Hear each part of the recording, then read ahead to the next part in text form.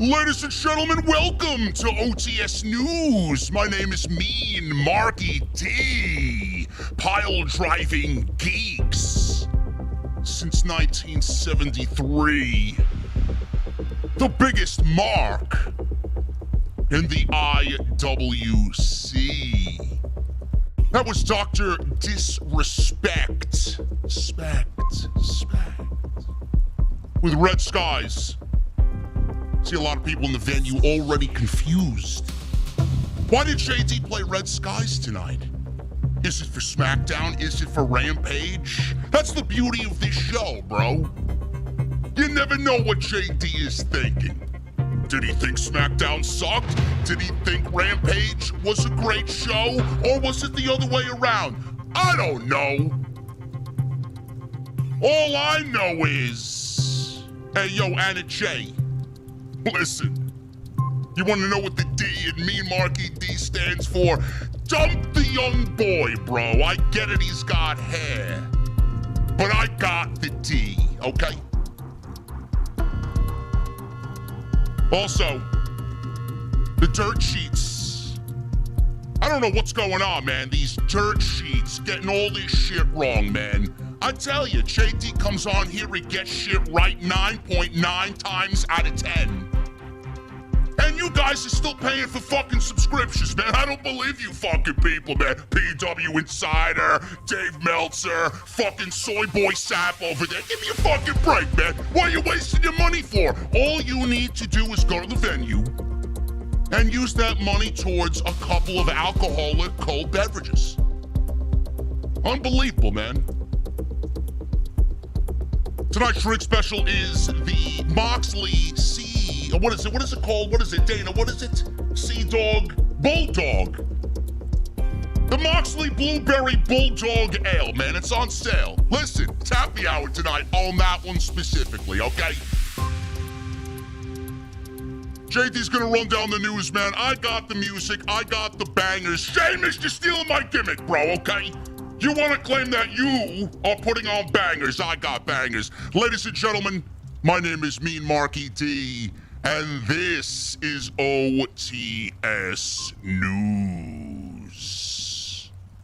Yo, Anna J, really, honey, I mean, you gotta hit me up, bro. Dump the fucking Jungle Boy. Listen, man, I would prefer you take the dinosaur over the young boy, bro. Listen, all right, I'm getting off the air, okay? I'm getting off the fucking air, you assholes!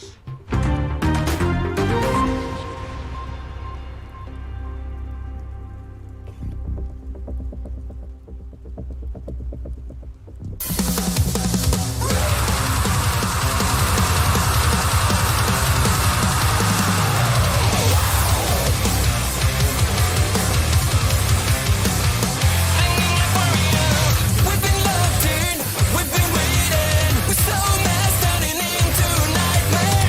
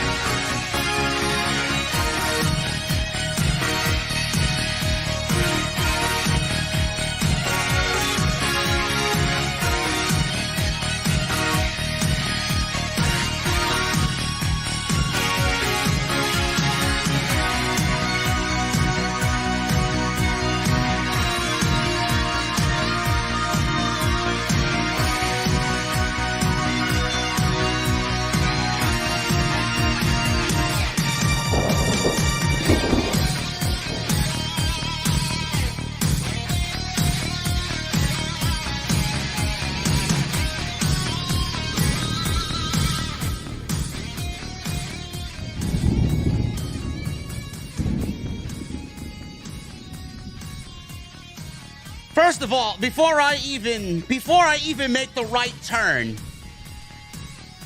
and head to the venue, man, I'm gonna need. I feel like I have to remind everybody, man. I really don't want to babysit you guys. Really. I'm gonna need everybody to hit the thumbs up before I even fucking get there, man. Seriously.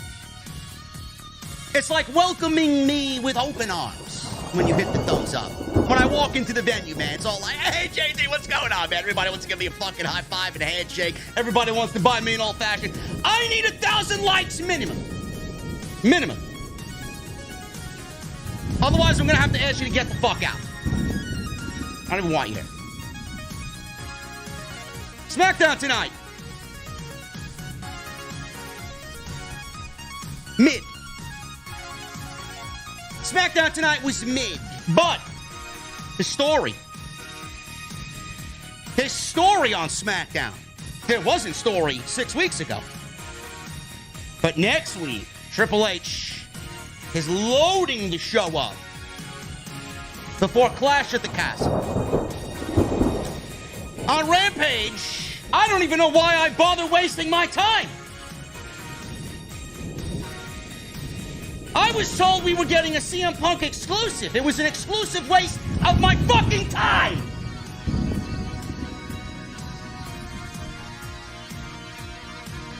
You know what's not a waste of time? Going up to the bar, looking at the beautiful bartender serving you your cold beverage, man, taking that first sip. It's like you're in fucking heaven, bro. That's what happens at the beer garden. That's where I'm going. And before I get the hell out of here, man, there's no police siren. I'm doing the speed limit today, okay? I'm doing the speed limit. Don't worry about my driving. I'm a very good driver. Got one question for you, man. What the fuck are you guys drinking? I'll see you over there.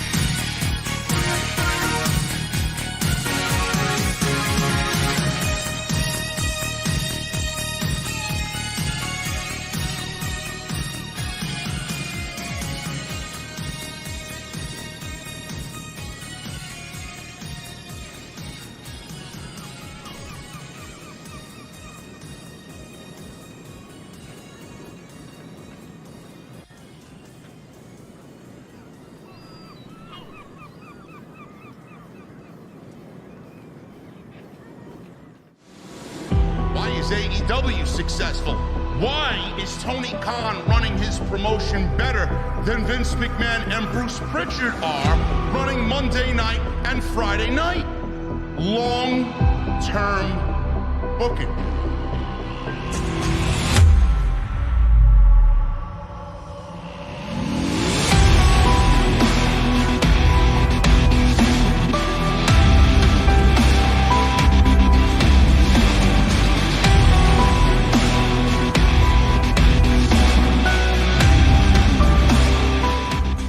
What is going on, guys? Thank you so very much for joining me right here on Off the Script.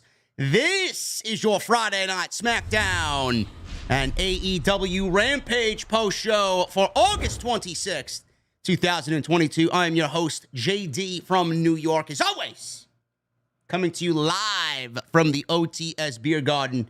Thank you guys so very much for joining me on your Friday evenings, wherever you may be. Tonight's show, sponsored by DraftKings. In association with the WWE, DraftKings is sponsoring tonight's show as we head into Clash at the Castle. We will talk about my great friends over at DraftKings in just a little bit, so shout out to them, man. Once again, recognizing the excellence of Off the Script. SmackDown tonight, man, very mid. Tonight was not one of those shows that was, oh my goodness, Triple H is changing things. On Friday night, SmackDown, more of the same. We got 2 rematches, which, correct me if I'm wrong, chat, this might actually be the first 2 rematches that Triple H has done leading creative on Monday and Friday night.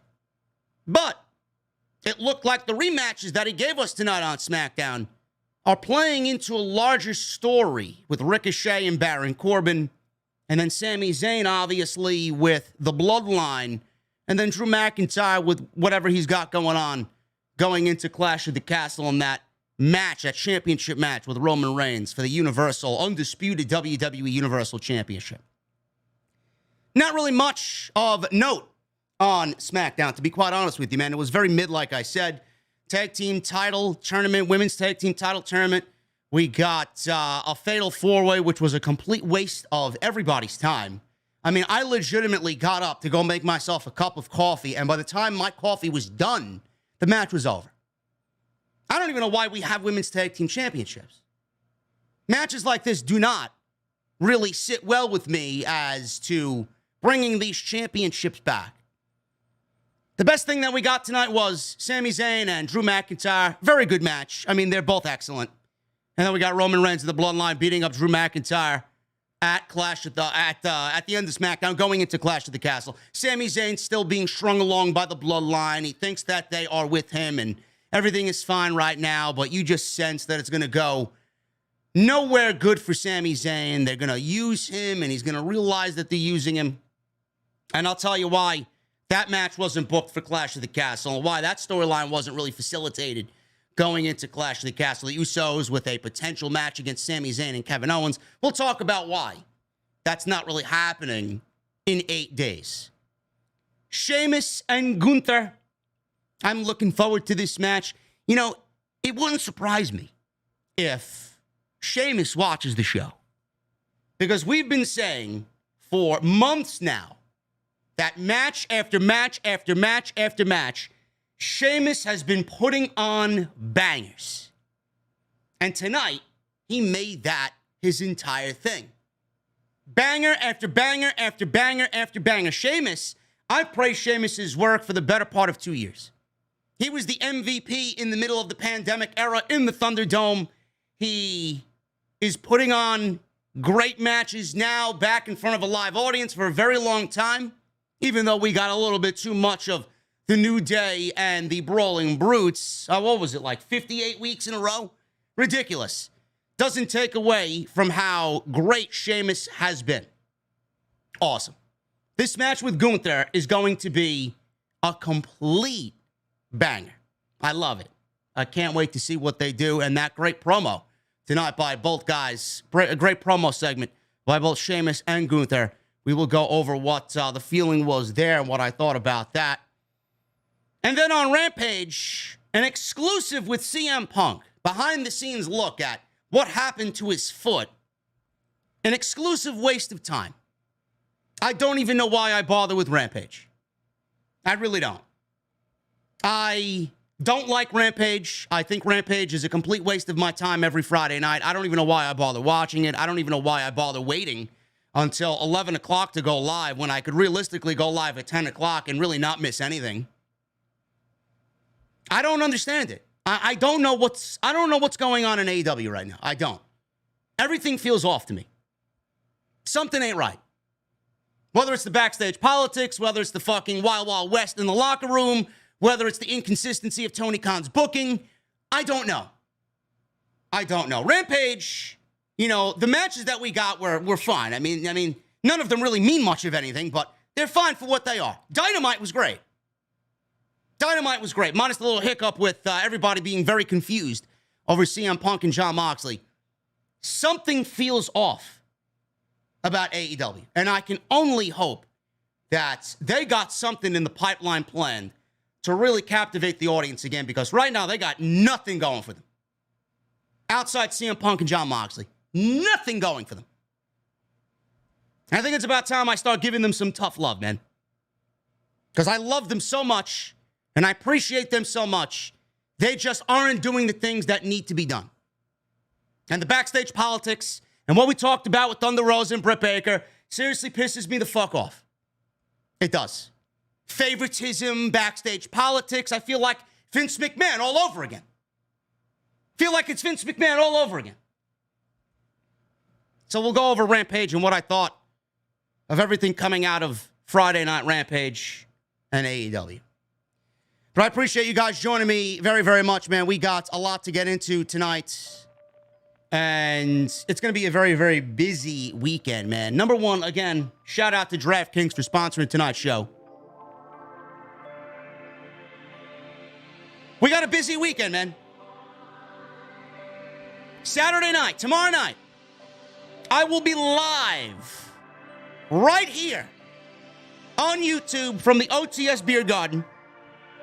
And we're going live with Off the Script, man. Now, normally we do it Sunday night. Normally we end the week. We cap the week off with Off the Script. But Sunday night, I will not be available. Sunday night, I will be at Terminal 5 in New York City. Sunday night, I will be on the call. I will be on commentary with my boy, Jason, a.k.a. the Salamonster. And we will be calling the most important show and the biggest show in House of Glory history. And you guys can watch it with us live on Fight TV. House of Glory presents High Intensity live on Sunday night, August 28th at 7 p.m. Eastern Time. What a lineup, man. What a lineup. Low Key is going one-on-one with Bandito. Eddie Kingston is going one-on-one with Marufuji of Pro Wrestling Noah. Malachi Black will be going one-on-one with the Amazing Red. Buddy Matthews will be going one-on-one with HOG co-owner Brian XL. Brody King will be challenging Jacob Fatu for the vacant House of Glory World Heavyweight Championship. My boy Charles Mason will be defending the HOG Crown Jewel Championship against Joey Janela. Joey Janela, live on a House of Glory pay-per-view. Maybe we'll see him set his foot on fire. Maybe. Charles Mason may actually enjoy that. The House of Glory six-way title will be on the line. The Mighty Monte will go one-on-one with KC Navarro. And there will be a Matt Travis Memorial Battle Royal, with the winner getting a title shot at any title of his choosing. And last but certainly not least, the Briscoes will be issuing an HOG Tag Team Title Open Challenge. Loaded. Absolutely stocked. So join me on the call, man. Join me on the call. Should be great. Very honored to be a part of this, man. I prepped all day for it. Hopefully I do you guys proud and I give you guys the proper stories that you guys want to see out of House of Glory. Narrated by me and Jason. Should be awesome, man. Follow me on social media at JDfromNY206. That's Twitter, Instagram, TikTok, and Cameo. Hit that subscribe button down below. Turn on the bell for all notifications. Get those super chats in. We'll hang out at the end of the show. Obviously, we'll pop open some cold beverages and do our thing like usual. 50% off memberships are still active for this channel, guys. I check it every time I go live. Make sure you guys go and hit that join button. If you guys have wanted to join the VIP section here on Off the Script, make sure you guys hit that join button, man. Instead of $4.99, it is $2.49 for the next 4 days in August. Get them on in. We just hit 500 channel members, man. I'd love to get 1,000 before the end of the year. Can we do it? I think that'd be awesome. You guys are getting new emotes soon. And you guys are getting 2 brand new badges. Hopefully I'll have them ready by the first week of October. Make sure you guys go and check out all the other content on the channel. We need everybody to go check out that Eddie Kingston Thunder Rosa story that we talked about live. Jesse and I were actually live on Thursday night. We killed it, man. We gave you the real scoop. Fuck the dirt sheets. Fuck the dirt sheets, man. We gave you the real story. So go check all that stuff out on the homepage.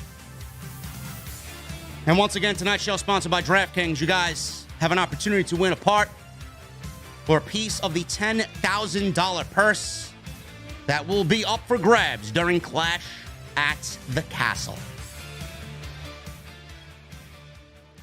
SmackDown, man, let's start at the top. We started off right away with Ricochet and Baron Corbin. This was a rematch. Triple H is not really, giving us the same old shit every week.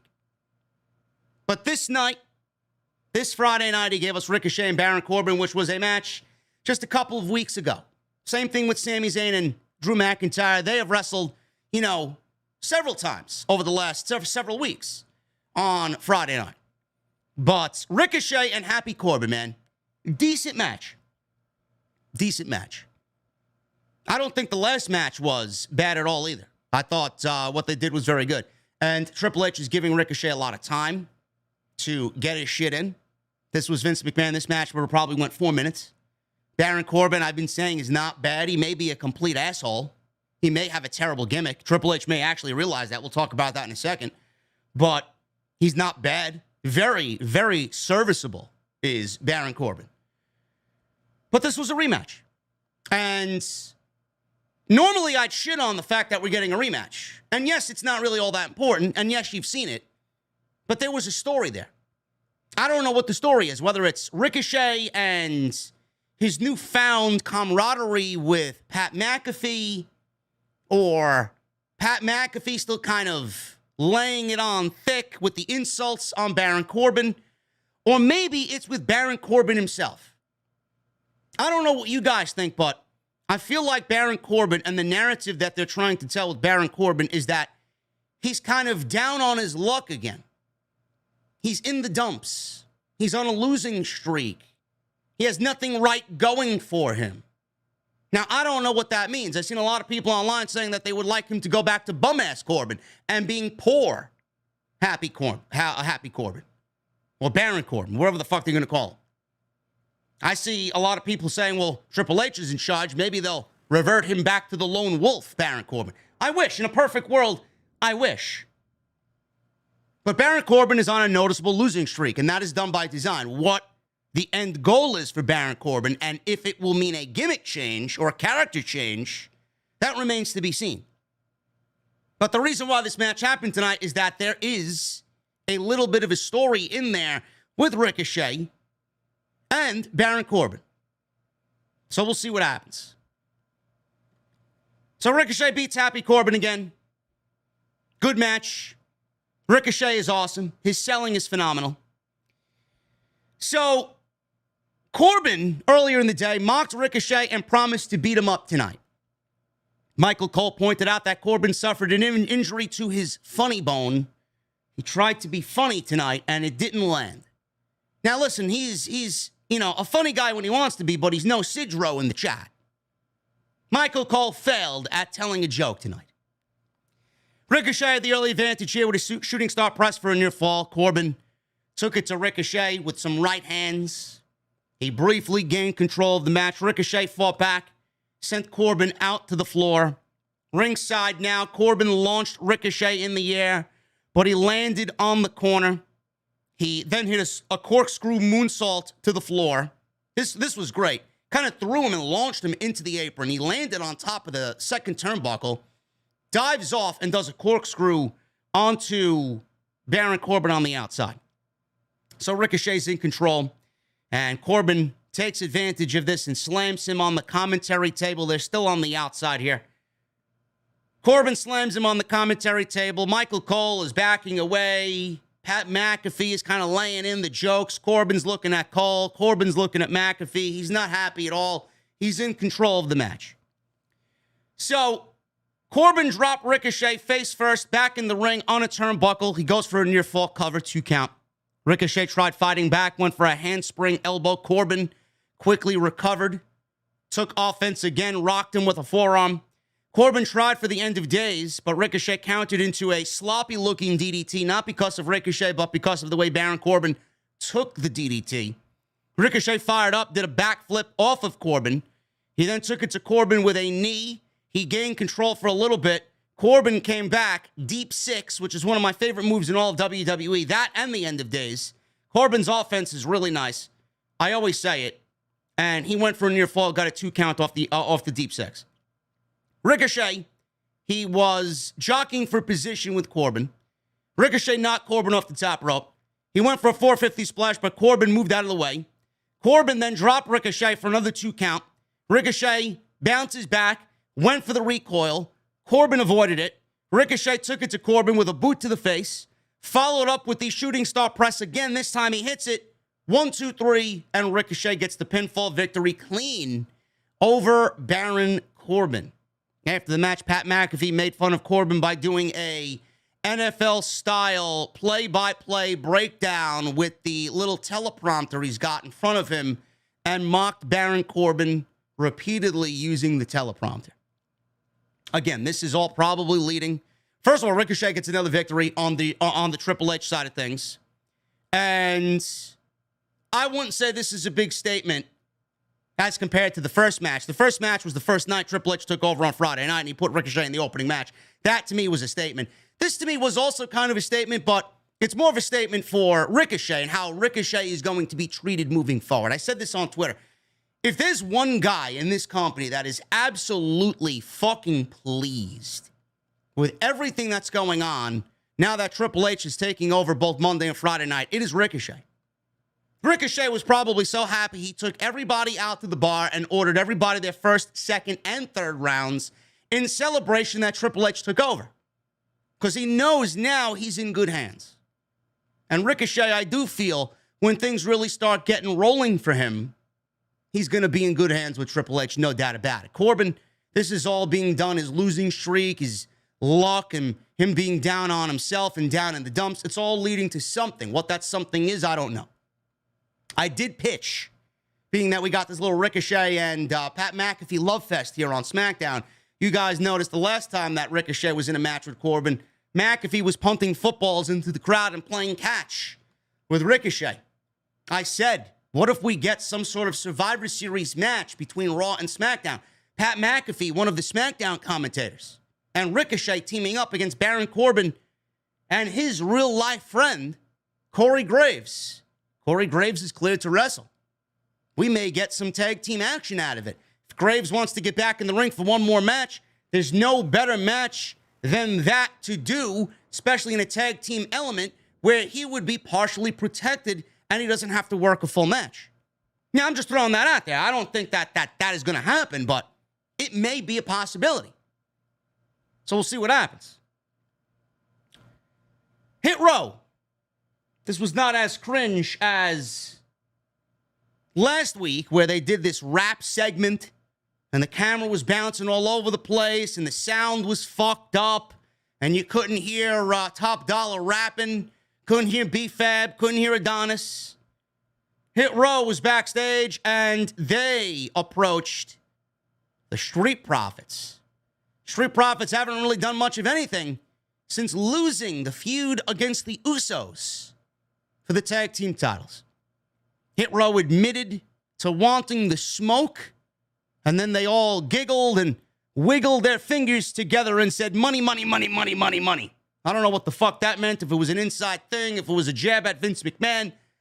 I don't know.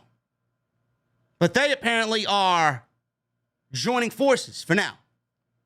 So we'll see what happens with Hit Row and the Street Profits. They are booked in a match next week, and we'll get to that a little bit later in the show. WWE had this beautiful video package called Drew McIntyre's Journey Home. And I thought they did a phenomenal job with Drew McIntyre tonight. I thought the focus on Drew McIntyre was easily the best thing of the entire show.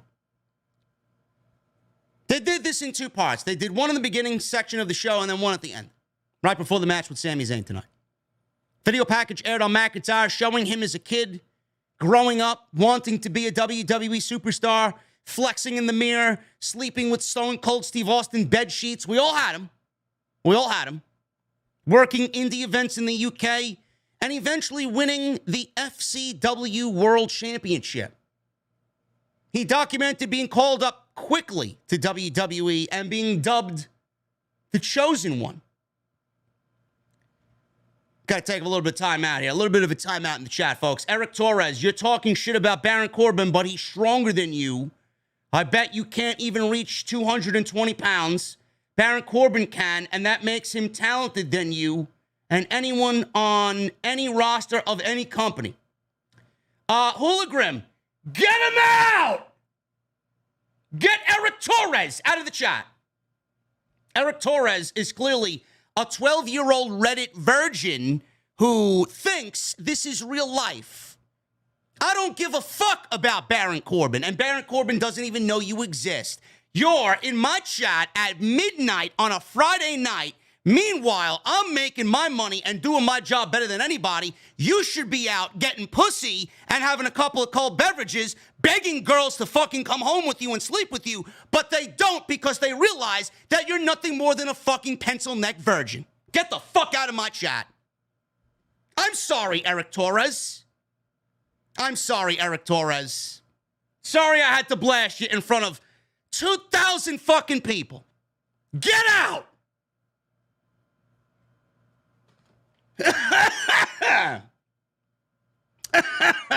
of applause, please. Really. Round of applause. Thank you. Thank you.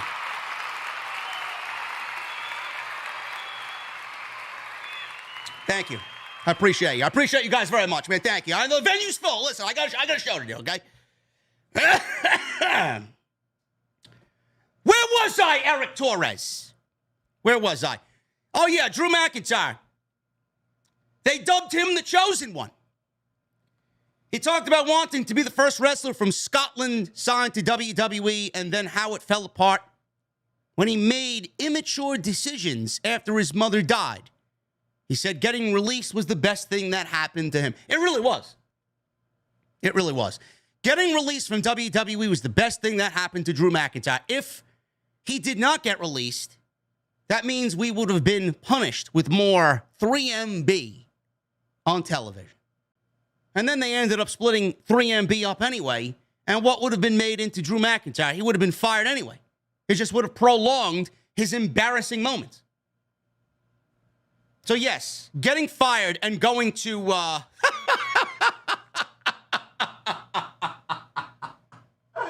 Impact. He went to TNA, man. He went to TNA over there.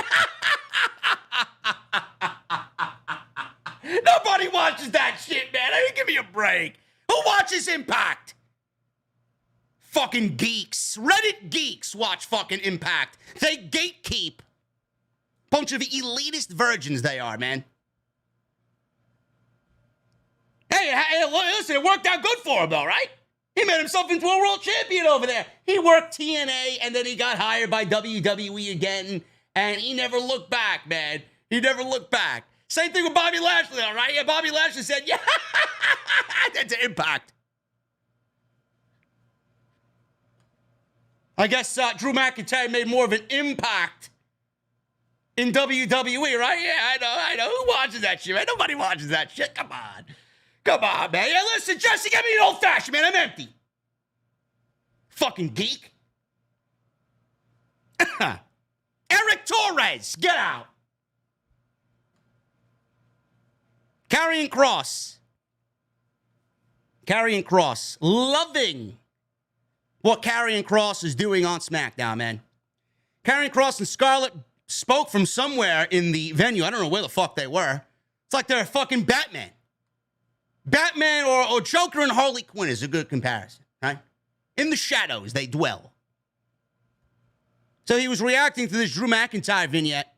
He said, maybe this time Drew's time, but maybe not.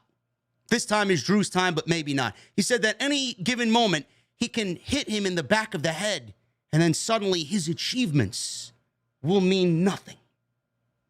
TikTok, says Karrion Kross and Scarlett.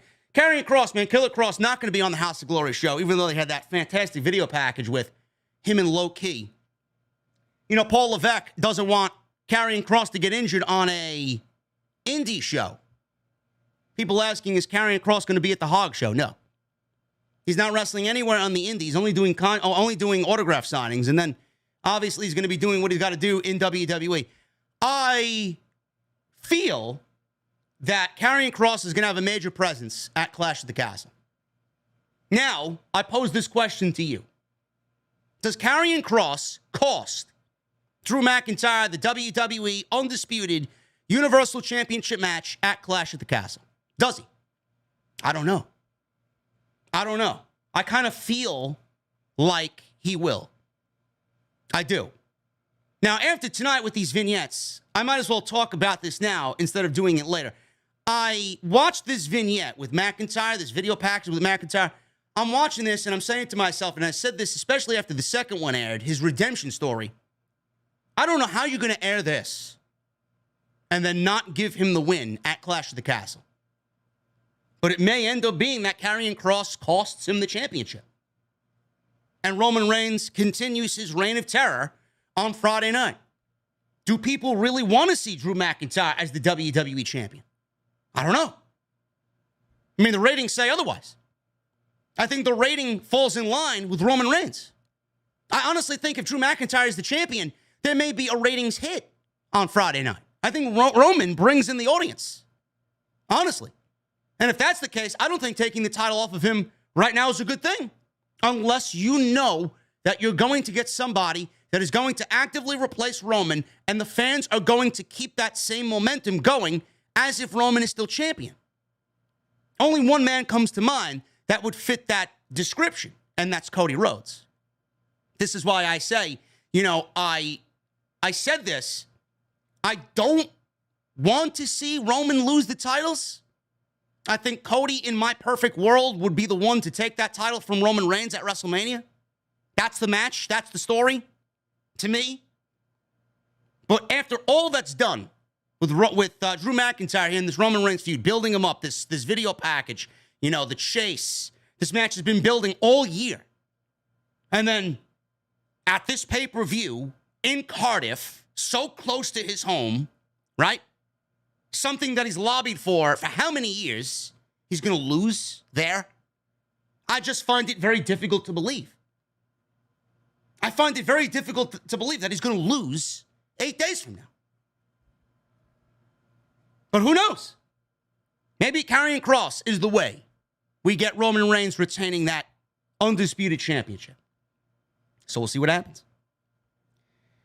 Shotzi and Xia Li versus Doudrop and fucking shit. Man, what is her name, man? What is her name? Nikki what?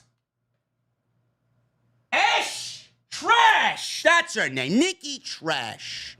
Just like the trash pail at the back exit, man. Take that shit out. Get it out of here, man. It's sticking up the joint. Come on. I know Titus is busy. But I don't need fucking trash filling the air, man. Come on, Jesse. You gotta do your job, bro. Nikki Trash. Sorry. Always forget her name, man. Natalya and Sonya Deville and Tamina Snuka. Imagine Tamina Snuka and Dana Brooke getting her second chance in this fatal four-way, man. Jesus Christ, they didn't even deserve the first fucking chance. This match went 4 minutes. A fatal four-way went 4 minutes. Who booked this match? Bruce? Fucking slob, Bruce. Look like a Bruce special. Everyone was in the ring after they went to commercial break. We got Shotzi and Xia Li getting entrances, and that was it. Nobody else got a fucking entrance. So, Cole explained that 2 at a time can be in the ring, and anyone else can tag in. Dana superplexed Nikki onto a crowd of other women on the outside. Nikki grabbed her ankles after the landing. She may have been injured. Sonya rolled Nikki into the ring and scored the 1, 2, 3, and that was pretty much it. Wow, man. Wow. Triple H, I think you missed the fucking boat with this one. I legitimately got up to go make myself a cup of coffee, and the fucking match was over. Which has me asking, why do we need women's tag team titles? If you want to find anybody in this community that is for women's wrestling and the women's revolution being done the right way, it is me. But this is not how you do it. The tag team championships have been fucking doomed from the word go. As soon as Sasha and Naomi dropped them on John Laurinaitis and his desk. And now, this tournament, Nikita Lyons getting COVID or not getting vaccinated, one or the other. Zoe Stark getting a concussion. Gigi Dolan getting a concussion, which took Toxic Attraction out of the tournament. This whole fucking thing is cursed. Why do we need tag team titles? Has anybody ever asked Triple H or anybody in creative? Has anybody ever raised the question? Why do we need women's tag team titles when there are no tag teams in the fucking division? Why hold a tournament if this is the best that you got? 4 minutes? 4 minutes for 4 teams. The 24/7 title hasn't made an appearance on this fucking show. Maybe once. Once in 5 weeks. Yet here we are with the women's tag team titles and them giving the titles a spotlight. Shit sucks. They are fucking worthless. Matches like this do not do the titles or this tournament any favors. None. I'd burn them and move on. Sheamus. We got a recap of Sheamus earning the IC title match at Clash at the Castle. He won that great fatal 5-way last week. So we get Rich Holland, Sheamus, and it is so difficult for me to unsee this now. Every time I look at Butch, I see, let me at him, Scoob. This guy's running around like a fucking moron outside. He's power walking past Sheamus and Rich Holland. He's looking to fight everybody. He's pushing everybody around. Let me at him, Scoob. Let me at him. The fuck are they doing? How does Triple H look at this and say, Jesus fucking Christ, man, that's the way we gotta go? How does he not look at this and say, well, I gotta change this shit. I gotta change this shit. Big time. Reggie. It's fucking ridiculous. Looks like a fucking retard out there. Going at him. Holy shit. Sheamus has been great. Sheamus has been great. He is out there boasting that he won the Fatal 5-Way. All of a sudden, he was interrupted by Gunther and Ludwig Kaiser roll with spicy mustard, pickles on the side. Sheamus said no one has a clue what Gunther is saying. He told Gunther that he calls himself the ring general, but he is the real ring general. He says he's faced the best of the best and beat them all. Drew McIntyre, Randy Orton, John Cena, Roman Reigns, and Triple H. He did mention Triple H tonight. He said nobody in the business has had banger after banger after banger after banger like he has. He told Gunther he sees a lot in himself, given his physical, brutal qualities. He said they both love to go to war in the ring. He said, while they are similar, Gunther has something he wants, and that is the WWE Intercontinental Championship. Reggie. Gunther takes the microphone from Kaiser and said he's going to retain the Intercontinental title and protect the Intercontinental title. And while he does that, he's going to teach Sheamus what lessons he has, a lesson in violence. He says he will chop his chest until it's bloody bits and break his spirit and then break the man who everybody thinks can't be broken. All of a sudden, I start laughing my fucking ass off, bro. Butch, Pete Dunne, lunges out of nowhere onto Ludwig Kaiser. Let me at him, Scoop! Legitimately lunged at Ludwig Kaiser. He's brawling with Kaiser. Ridge Holland got clotheslined over the top rope by Ludwig. And all the while, Butch is fighting with Ludwig. Sheamus and Gunther are standing in the ring, unfazed by any of this. They're not even looking at Ludwig and Butch fighting. They're just constantly staring at each other in this epic stare down. So all of a sudden, we get Butch being lifted up by Sheamus and then Kaiser being lifted up by Gunther. The fighting stops, and then we get them continuing to stare down at each other. Then we got a match next week booked with Butch and Ludwig Kaiser. That's the go-home show for Clash of the Castle. The match is going to be phenomenal. There's one match I'm looking forward to most of the pay-per-view, which I know I'm not alone on. It's going to be that one. That match is going to be fucking absolute chaos. And I know Triple H is going to let them go. Within the boundaries, of course. They're going to let them go. Triple H is going to let them go. It's going to be glorious. Can't wait. Natalya and Sonya, they were in the back chatting when Megan Morant approached them. Doudrop and Nikki were arguing in the background. Hopefully they break these two up. Yes, you want to have a tag team title tournament and then show one of your only tag teams arguing, teasing a breakup. I rest my case about these titles needing to be thrown into the garbage. Sonya and Natalya talked with confidence about their match later. Sonya said one rookie mistake, and they'll be headed to the finals. Sonya called Megan a killjoy, meaning the rookie mistake, meaning Raquel and Aaliyah are nothing more than rookies. Sami Zayn. Easily the best thing on the show is Sami Zayn. He walked up to the Bloodline's locker room. He knocked on the Bloodline's locker room door. Usos answered. Out come Jimmy and Jay. A lot of people are wondering, why didn't Triple H book this storyline and get the tag team title match between the Usos and what they want it to be, Sami Zayn and Kevin Owens, onto the Clash of the Castle pay-per-view? It doesn't even look like the Usos will be defending the tag team titles at Clash of the Castle. I don't know if the Usos are even going to be allowed in the country. It may just end up being a Toronto-Montreal type thing as well. They can't cross the Canadian border due to their DUIs and their recent arrests. Maybe the same thing going over into the United Kingdom. I don't know.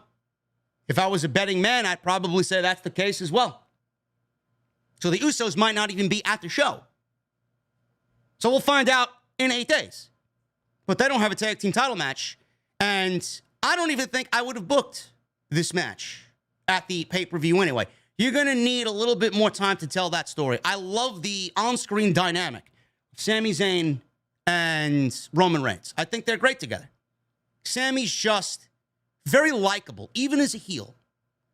Obviously, he's acting as a heel now, but he still comes off likable. He still comes off likable because you know that the Bloodline doesn't give a shit about poor old little Sami Zayn, and that they're using Sami Zayn as an additional warm body to get what they want and then dump him when they don't need him.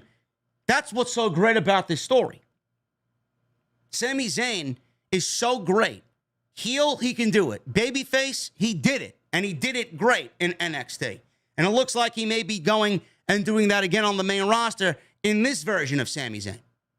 Kevin Owens, everybody loves Kevin Owens. So if this is the direction that they're going and we get Sami Zayn and Kevin Owens paired up together, it could be a beautiful 1-2 pairing where both guys are at the height of their popularity. Very much looking forward to it. So he knocked on Roman Reigns' locker room door. Out come the Usos. Jay wasn't happy to see Sammy and asked what he's doing here. Sammy said he thought Reigns might want to see him after last week. Last week, he took a big blow from Roman, took a Claymore kick, saving Roman Reigns in the process. Reigns then invited Sammy in. He's sitting down in the locker room. Who is it? Sammy, come on in. So the tribal chief lets Sami Zayn into the locker room and asks him to sit down. Usos smiled. Obviously, something was up here. Reigns asked Sammy how things are going. Sammy said his jaw is still sore from last week. Reigns pointed out he didn't even ask about his jaw. Sammy said his jaw was hurt by taking the Claymore for you. Roman Reigns didn't even ask about his jaw. All Roman said was, yeah, but you lost the match. You lost the match last week. You're not challenging for the Intercontinental title. Sammy says that's technically true. Reigns says, but sometimes bad things happen so we can redeem ourselves. Sammy then obviously listened to this and said, yes, I can redeem myself. Reigns said he appreciated how Sammy helped him out last week when he was alone otherwise, because the Usos weren't there. Reigns says that's what family would do. Sammy said that's what family should do, and he looked back at the Usos, almost pretending like they wouldn't do that for Roman. Sammy glanced back at the Usos. Sammy then told Reigns he can count on him for everything. Reigns says he needs Drew occupied or distracted. Sammy says, I'll be facing him later. I'm the master strategist. I get in people's heads. Sammy said he'll dance, and Drew won't know what's up. He said it'll be a piece of cake. Sammy suggested that they all bond together as the Bloodline. Reigns said tonight is about Sammy, so he doesn't want to distract from that. Basically, Sammy was asking the Bloodline to go out there with him so it would be a guaranteed victory for Sami Zayn, and he wouldn't have to worry about it. Sami Zayn is worried about doing this by himself. He wants to be associated with the Bloodline. He wants to be accepted by the Bloodline, but he is Sami Zayn. He's still weaselly Sami Zayn, so he's going to say things like that to kind of throw it out there. Yeah, but I would still like you to be out there, man. We're family, right? Roman Reigns says, no, you're going to go out there and do it yourself. So Sammy said he appreciates Roman giving him the opportunity to do it alone. Reigns says he has the opportunity to be in the main event of SmackDown. Jimmy wished him luck. Jay looked at him angrily, didn't show any emotion at him, and then he patted him on the shoulder pretty hard on the way out. I love this. I love this. Is the best storyline in WWE right now. Week to week, just great. Chemistry is awesome with Reigns and Sammy. Loving the Usos, no selling it. They don't want Sammy there. You can tell that Sammy's being used just by the Usos and their attitude. Reigns is a little bit more understanding. Reigns is a kind leader. He's a kind tribal chief. He'll let you know when he doesn't need you when he wants to, but he'll play the fucking snake in sheep's clothing or the wolf in sheep's clothing until he doesn't need you anymore. And that's exactly what he's doing here. No mention of Kevin Owens, though, tonight. No mention of Kevin Owens at all with Roman Reigns and Sami Zayn. We got Natalya and Sonya Deville against Aaliyah and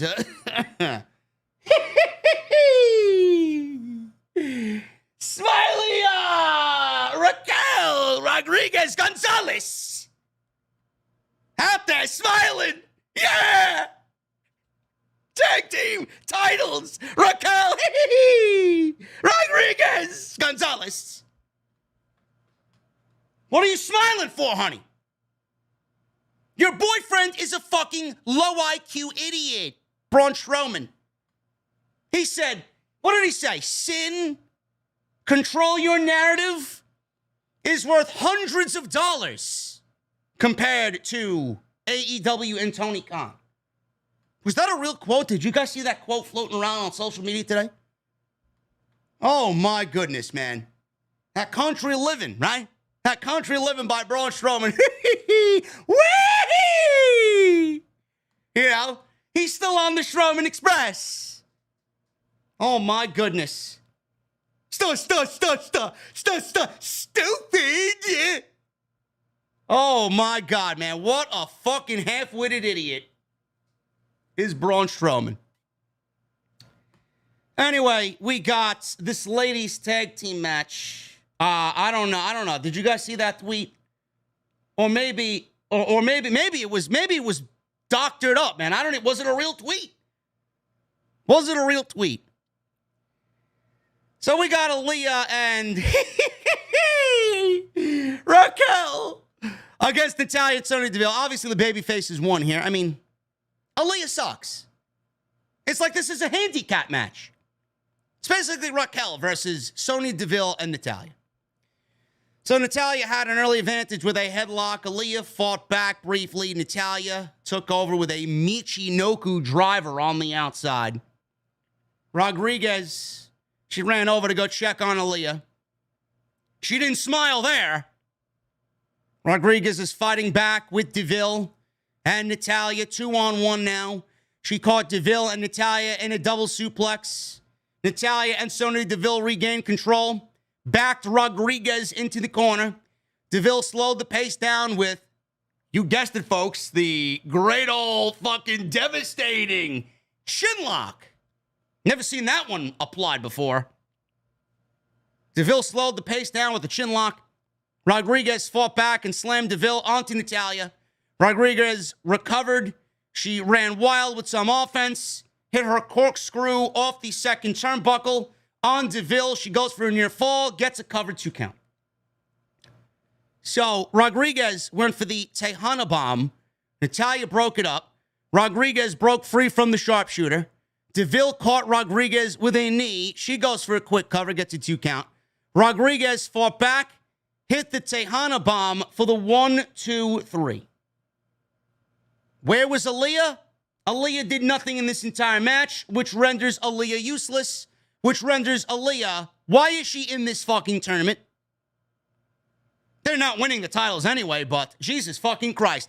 How do you tell the audience that Aaliyah is fucking useless without telling me that she's useless?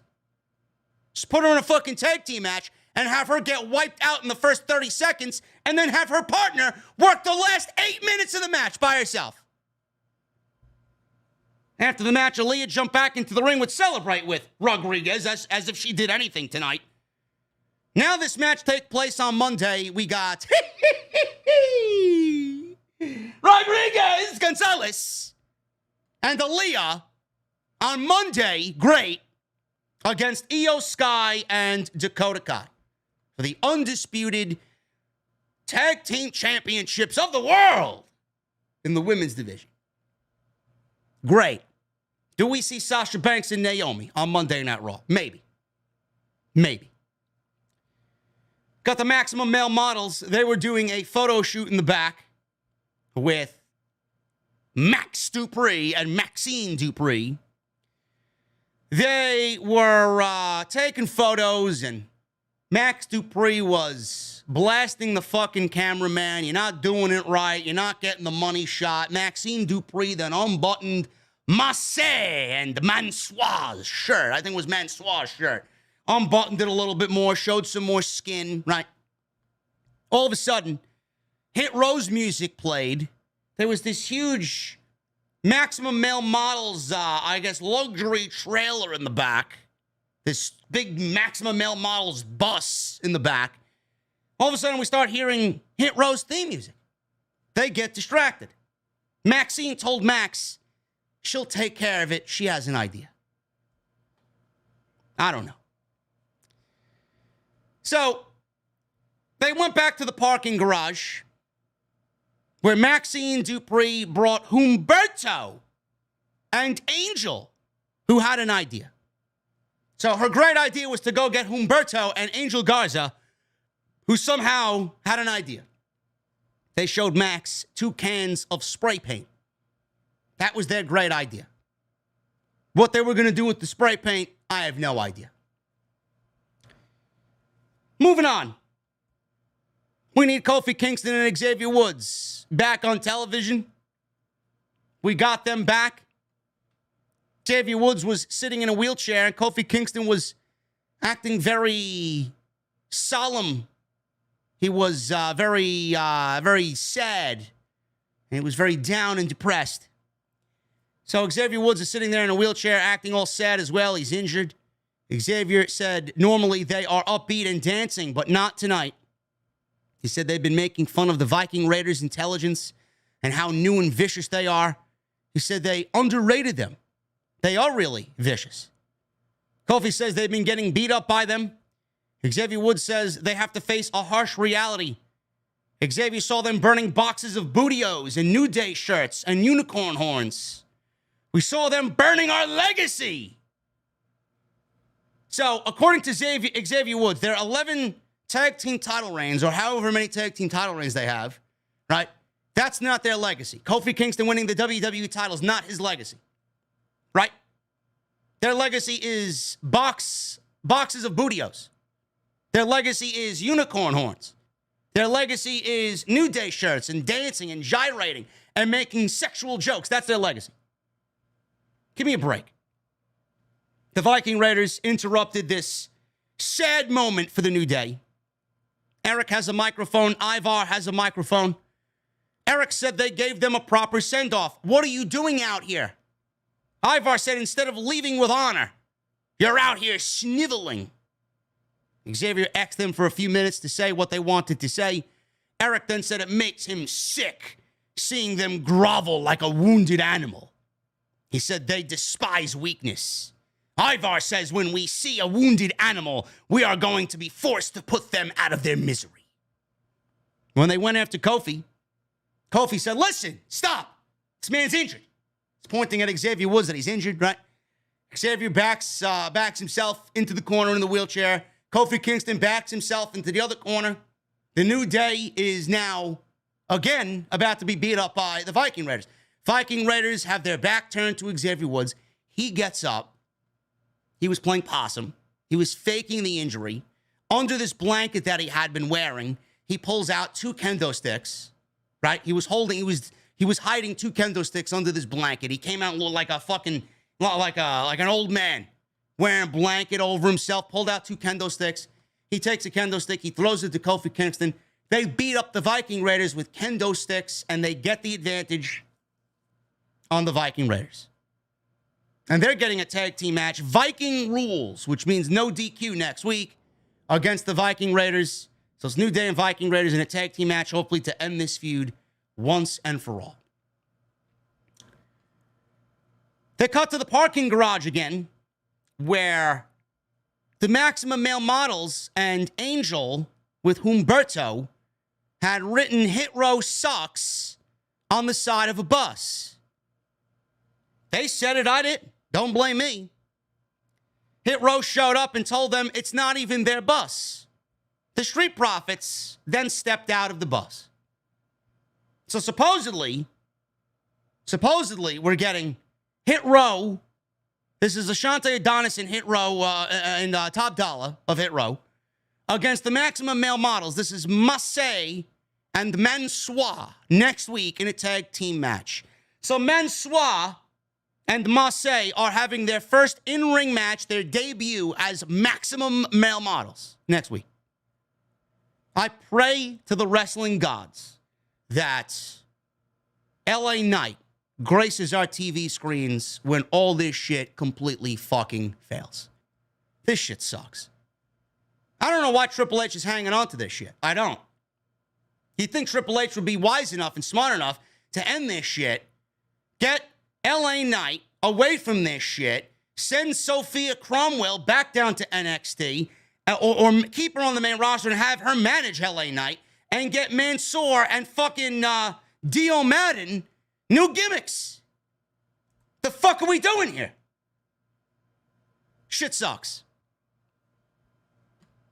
Jey Uso He was backstage. He told Sami Zayn that he blew it last week, so don't blow it again.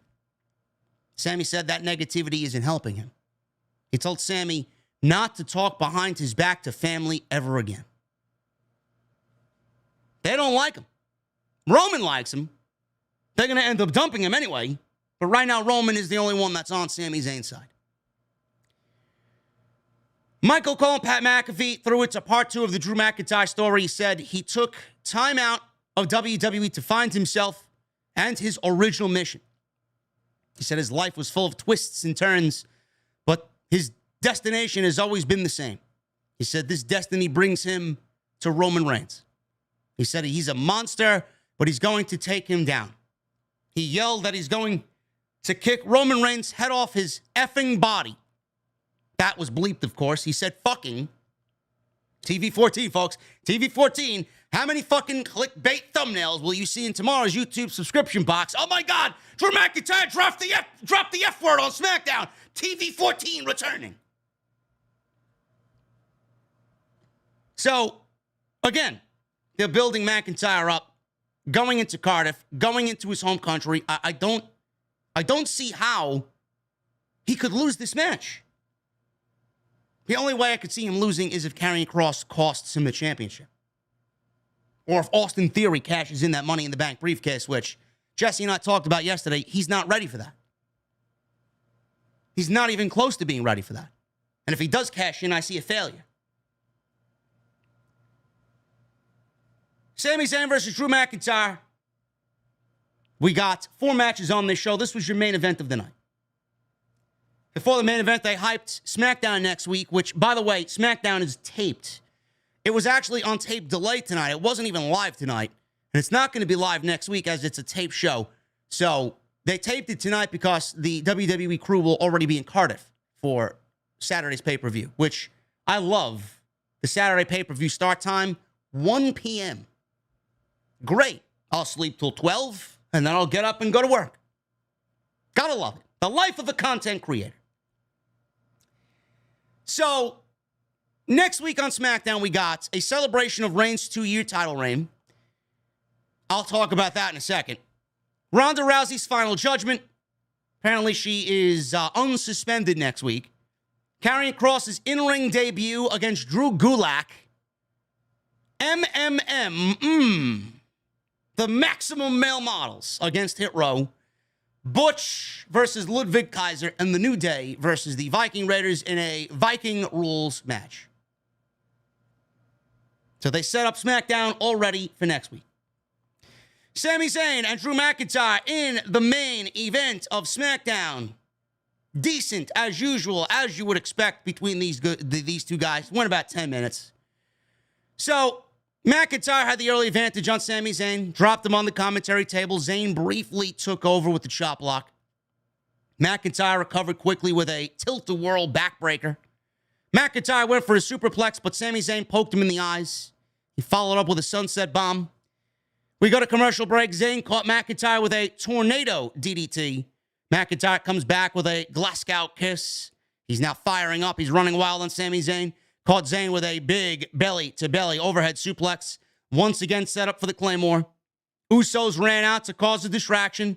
Zayn took advantage and hit a blue thunder bomb on Drew McIntyre. Gets a near fall. Love it. I wish he'd win with it. At least once. Usos tried to interfere again. McIntyre recovered, hit the Claymore for the win. It was not about the match. It was about the story. And the story was after the match. Reigns comes out of nowhere, and he attacks Drew McIntyre. McIntyre recovered, but Usos jumped back into the ring. McIntyre fought back again. Reigns took him out once and for all with a spear. Then we got both the Usos, Reigns, and Sami Zayn destroying Drew McIntyre. I retweeted a picture of it on Twitter. His back was fucked up. Was Drew McIntyre's back. Unbelievable. So, Usos and Sammy joined in, like I said, and they beat up Drew with steel chairs. Reigns was watching. Usos rolled Drew into the ring for Roman. Reigns grabbed Drew's jaw, trash-talked him, said, "This is my island. This is my show. I am at the top of the mountain, and I will allow you at the top of the mountain when I'm done being at the top of the mountain. He then applied the guillotine and choked him out. Reigns put a chair over Drew's head and chest, sat on a chair over his lifeless body. The Usos presented Reigns with both titles. Sami Zayn got a haluva kick in there as well during the beatdown, kind of allowing him to feel a part of the bloodline. And Reigns said the whole business runs off of him. I want to see someone out there come and try and take these off of me. The beatdown was tremendous. The story was tremendous. That's why I said SmackDown was a little bit more of an average show tonight. It was mid at best. But the story on the show really progressed things nicely going into next week's go-home show and then, obviously, Saturday at Clash of the Castle. So it wasn't a terrible show. It just wasn't overly important. If you missed it, you could probably catch everything and catch up with everything in about 5 to 10 minutes by watching some YouTube videos and some Twitter clips and call it a day. It's not one of those, oh my God, I must go out and watch SmackDown because I missed it type of shows. Triple H, man, he's not going to hit home run every time. But the story is there, and that's the most important thing about WWE right now. They're telling stories, whereas Vince McMahon was clueless at telling stories.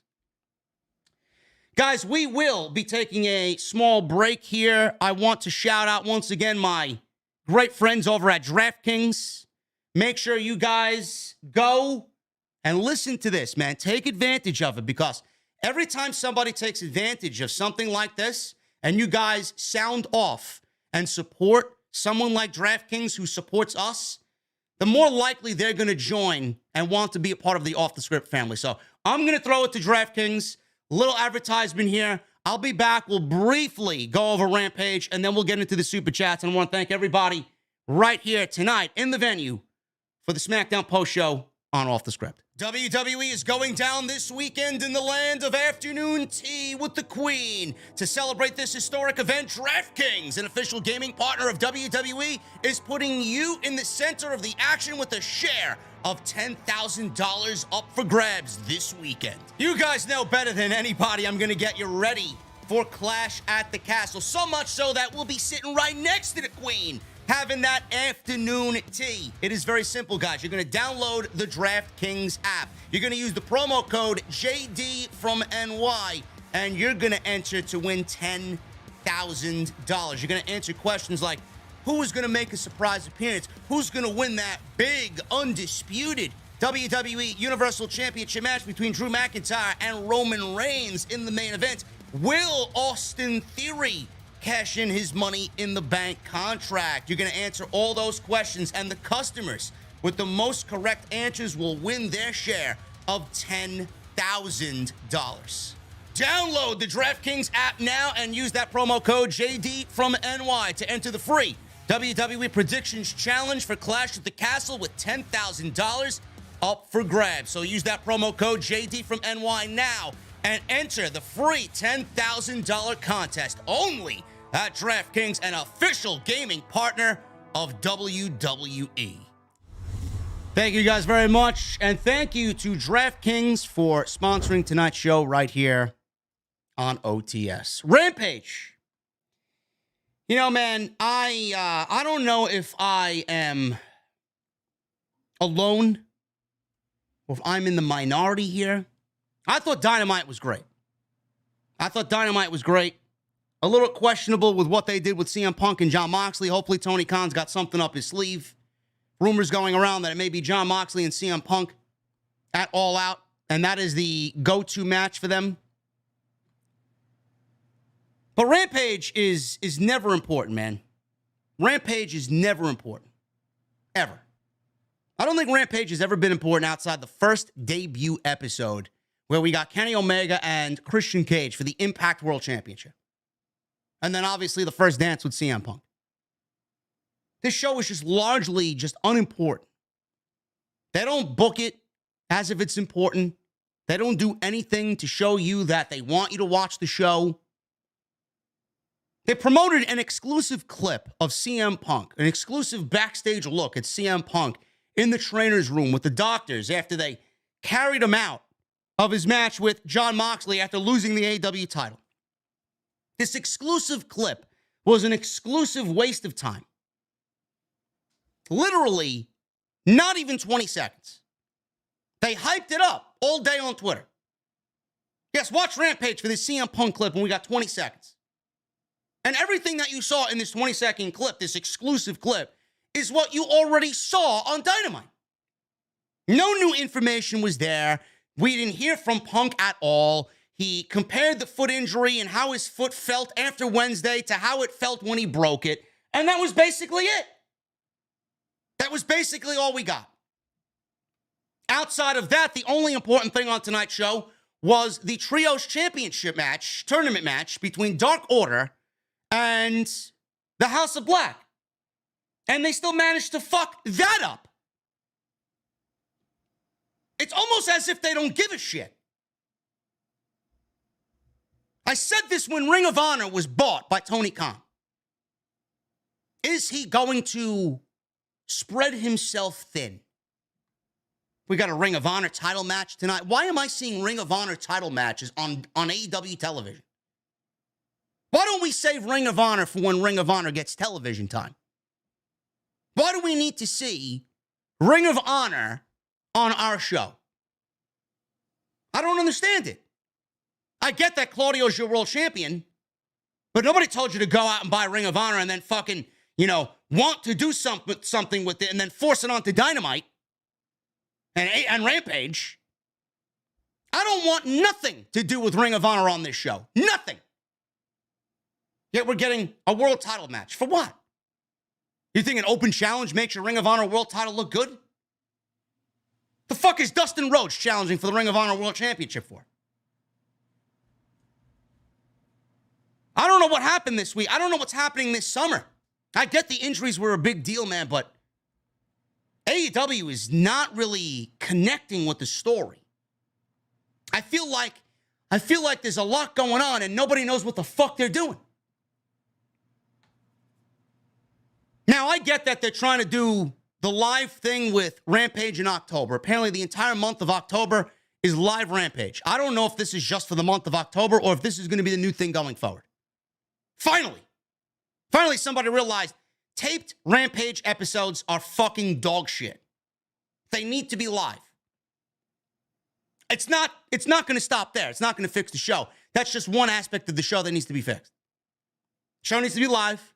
Show needs to be at 8 p.m. on a Tuesday or a Thursday or whatever night, preferably after Dynamite. Thursday, fill that day where there's nothing. Wednesday, Dynamite. Thursday, Rampage. 2 hours, live television, back to back. And that's it. That's it. Everything that they do needs to be live. Watching a taped wrestling show is fucking garbage. I want live television. Brings me back to the fucking days of SmackDown on UPN when it was fucking taped. You watch the fucking show, it feels like a fucking amateur hour show. It feels fucking lame and uneventful and unexciting. It's got that vibe that it's taped. There's no live atmosphere there. Then you could go read the spoilers online. Who's going to watch this show when you can get spoilers online? Or watch fucking clips on YouTube? I don't get it. It's almost as if the last 3-4 months, nobody in AEW knows what the fuck they're doing. The commentary team on this show, I know it's been a thing and I haven't addressed it yet. But for some fucking reason, I let it slide. Why do we have 4-man commentary teams on Rampage? Why?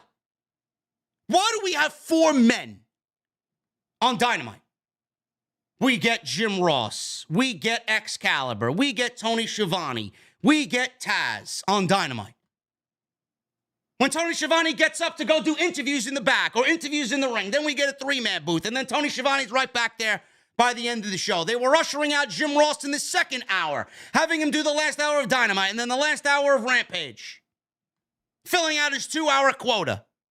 for AEW during the week. That stopped. Now Jim Ross is back to doing full-time commentary. Why is there 4 commentators on AEW television? We got Tony Schiavone. We got Jim Ross. We got Excalibur. We got Chris Jericho. We got Caprice Coleman in the main event. I mean, Jesus fucking Christ. So much. There's just so much going on. I don't understand why you need to give so much and then not listen to the fucking people giving you tough love or giving you fair criticism. Do you see Michael Cole and Pat McAfee stepping over each other on commentary? No. Had some fucking geek online when I complained about it on Twitter saying, oh, well, I like the flow of it. So as long as they don't trip each other up, I enjoy the 4-man team. Fine, you enjoy the 4-man team. Let's get a 5-man team out there. Let's get a 6-man team out there. Fuck it. Let's get 6 guys out there doing commentary. Let's get Mark Henry out there. Let's get fucking Big Slow out there. Let's get Ricky Starks out there. Let's make it 7 guys. You don't see Pat McAfee and Michael Cole stepping over each other. Oh, but there'll be dead air if there's only 2 guys. No, there won't. Not if you have 2 commentators who know what the fuck they're doing. Do you see Michael Cole and Pat McAfee ever having dead air? What about Corey Graves and Michael Cole? What about Corey Graves in NXT when he was with Tom Phillips? Did you ever see Morrow and Nigel McGuinness have dead air? Fucking excuses. A solid 2-man team for Dynamite and a solid 2-man team for Rampage. That's what it should be. Do you really need 4 fucking guys on commentary for a 1-hour show? I don't understand this. Nobody will complain. I'm here to complain because I actually give a fuck. I don't get it. Now, I'm letting the CM Punk Jon Moxley shit play out because I know I'm fucking right at the end of the day, and CM Punk is going heel, and we're getting a CM Punk Jon Moxley main event for All Out. Whether MJF is included in there, I don't know. But other than that, I don't know what the fuck AEW is doing. No TV time for Thunder Rosa. Jade Cargill and Britt Baker get more TV time than anybody. You got half of women's division that doesn't get any fucking TV time. Thunder Rosa has been given the fucking shaft because of political bullshit. And then she's going to go on Busted Open Radio and set the record straight. Stop reading shit online. Don't read shit online. It's all bullshit. Half the locker room doesn't want to work with her is the last rumor that I heard. If she was so fucking hated, why is she welcomed on Busted Open Radio every single fucking week in the audience of thousands listening to that show? If people didn't like her, then she wouldn't be on the fucking show. Seems to me AEW management has something against Thunder Rosa. All because Britt Baker's your fucking number 1 girl in that division doesn't make it a good division. You should not be treating others more important than your women's champion. Thunder Rosa had a terrible run because of mismanaged garbage and politics. Would Britt Baker have a terrible run? Would Britt Baker be cut of promo time? Would Britt Baker get a pre-taped segment in the back? Give me a fucking break.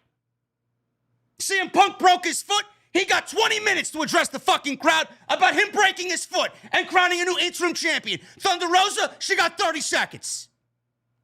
If Britt Baker broke her fucking foot, she'd get the same treatment that CM Punk got. No, but Thunder Rosa gets 30 fucking seconds to relinquish the fucking title and crown an interim champion at All Out. That's fair? Would Jade Cargill get that treatment? Where is the women's division? You got a talented fucking women's division there, and the matches are given no time, and the division fucking sucks dick. Look at this all-out card. Look at this all-out card. Now, I'm not saying this is a bad show. I'm not saying this is a bad show. I'm saying that there's a lot of what if, what the fuck, WTF on this show. Christian Cage and Jungle Boy. Great storyline. I think it's been great. Dragging a little bit towards the end because we need a fucking conclusion. Where does Luchasaurus fit into all this? We'll find out in Chicago.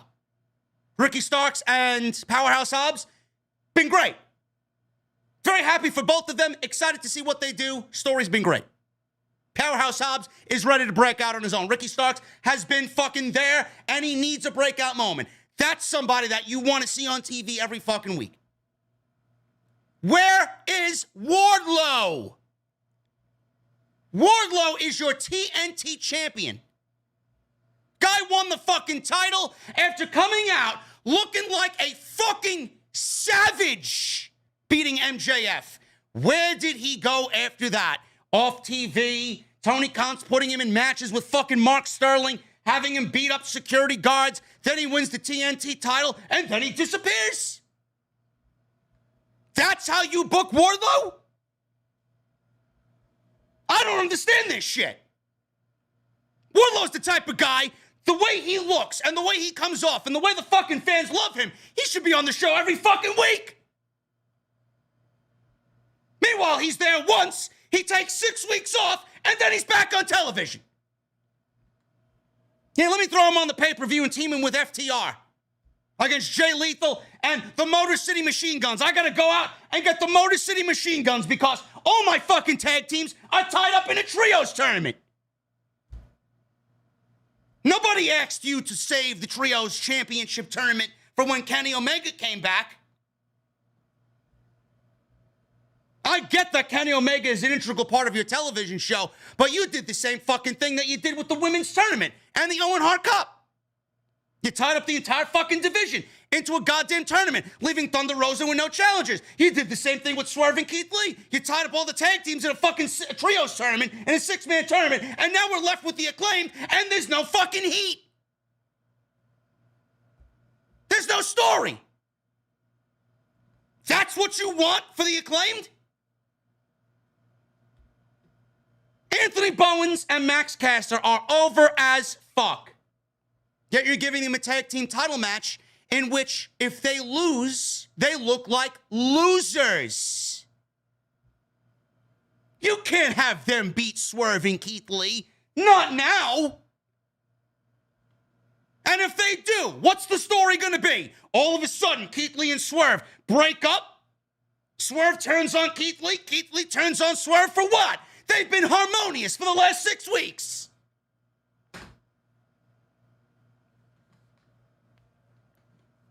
The Moxley Punk situation, a completely different story. I don't know what the fuck is going on there.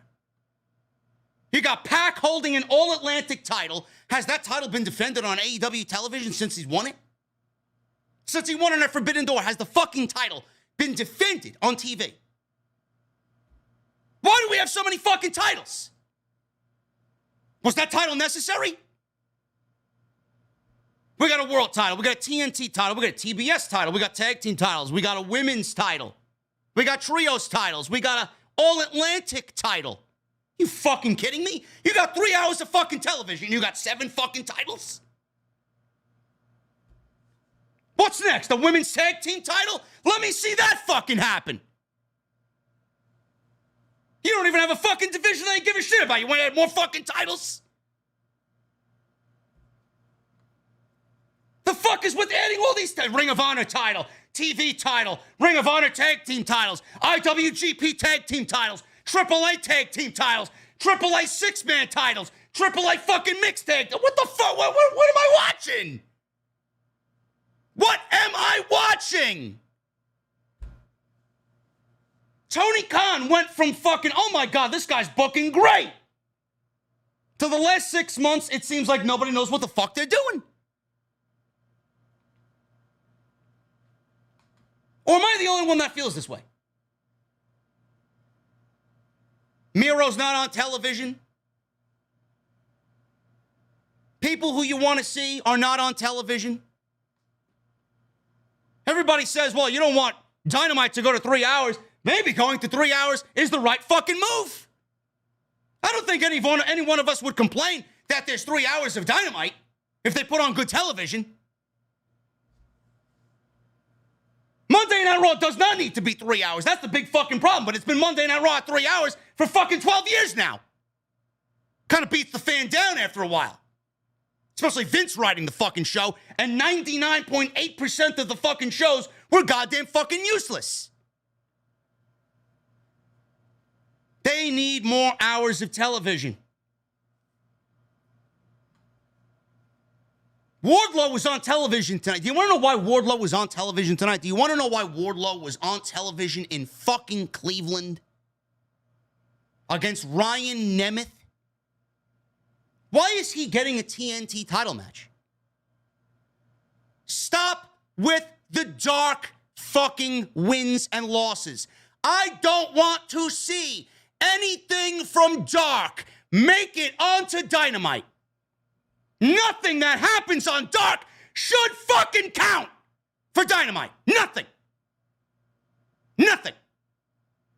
It should be a show that develops talent that is not ready yet to get them ready for Dynamite.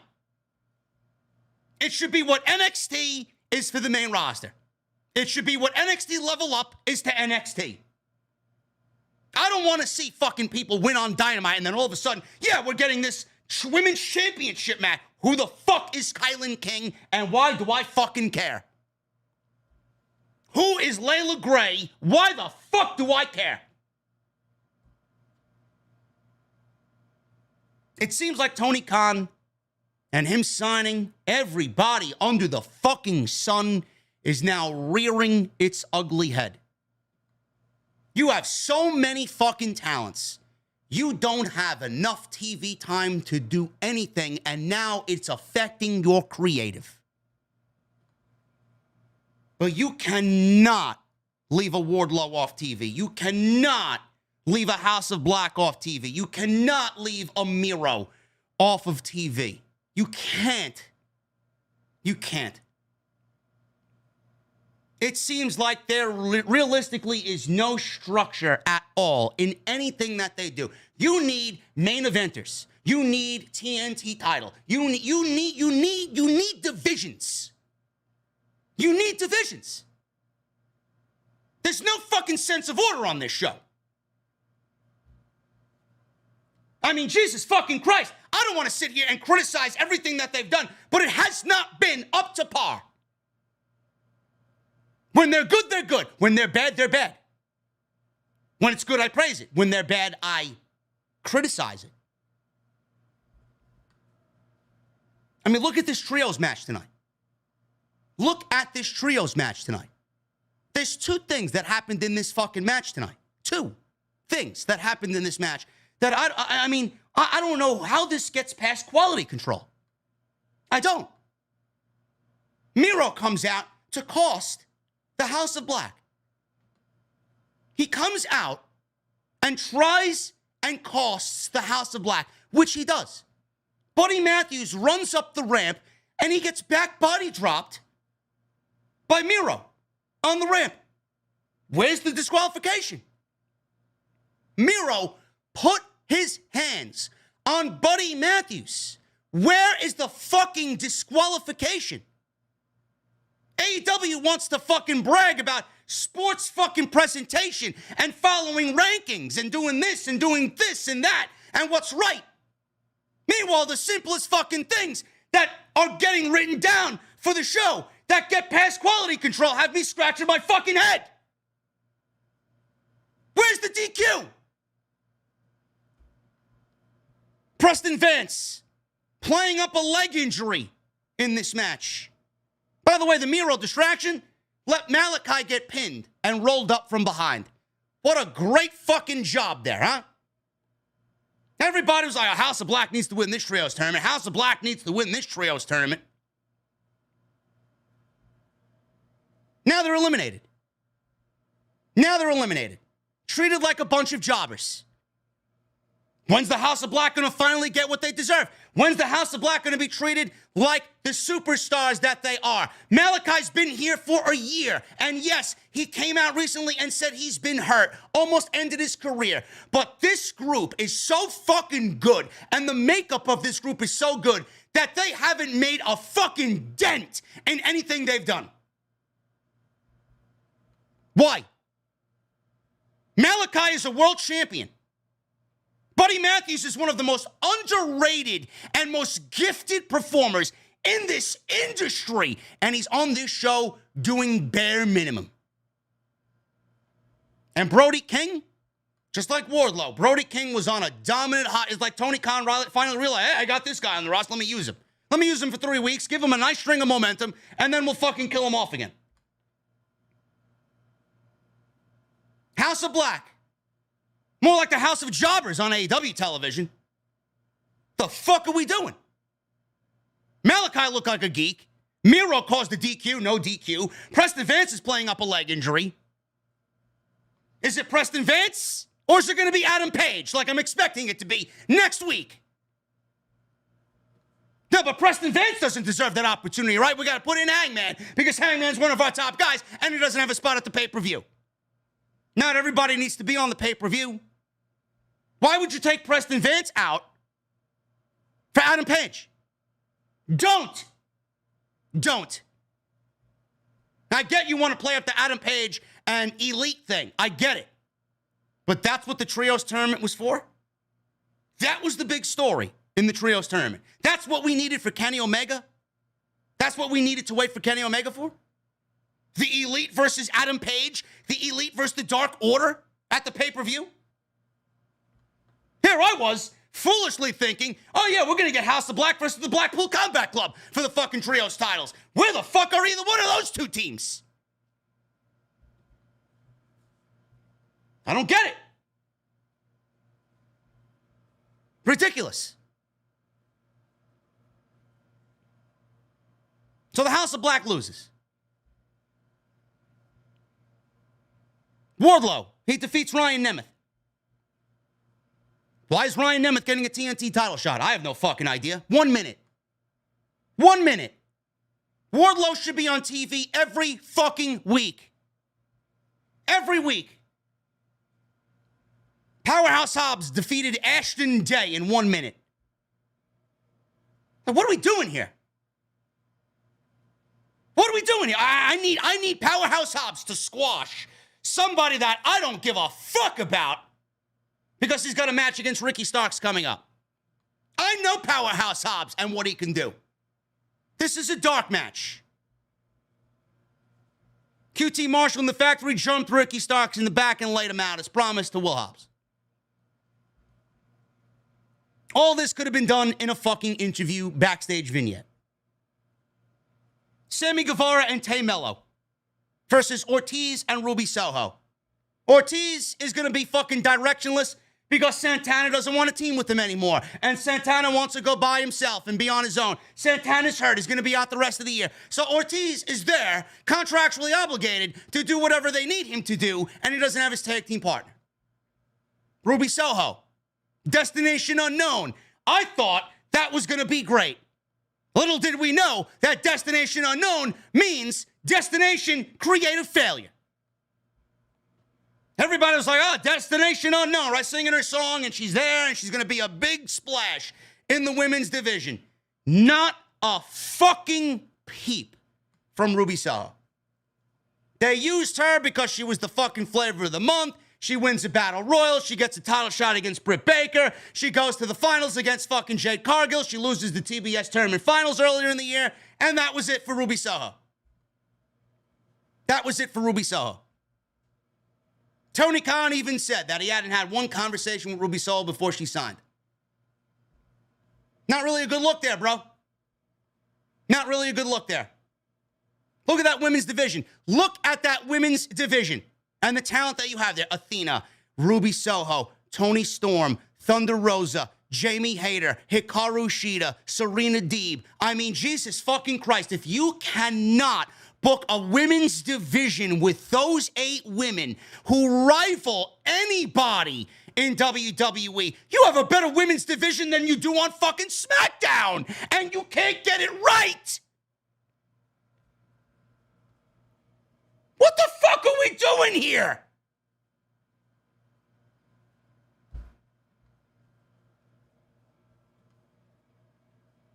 Sammy Guevara and Melo. Why are we getting Triple A mixed tag team title match on this show? Who cares? Who cares? Keep this shit off the show. It has nothing to do with AEW television. I don't give a fuck if Sammy Guevara and Melo are champions anymore. I don't care. The titles have not been spoken of since then. They were on a show, they did a favor, they won titles for that promotion. I don't care. Why are they on my television in this nothing match? Because Sammy is feuding with the Blackpool Combat Club and the remnants of the Blackpool Combat Club.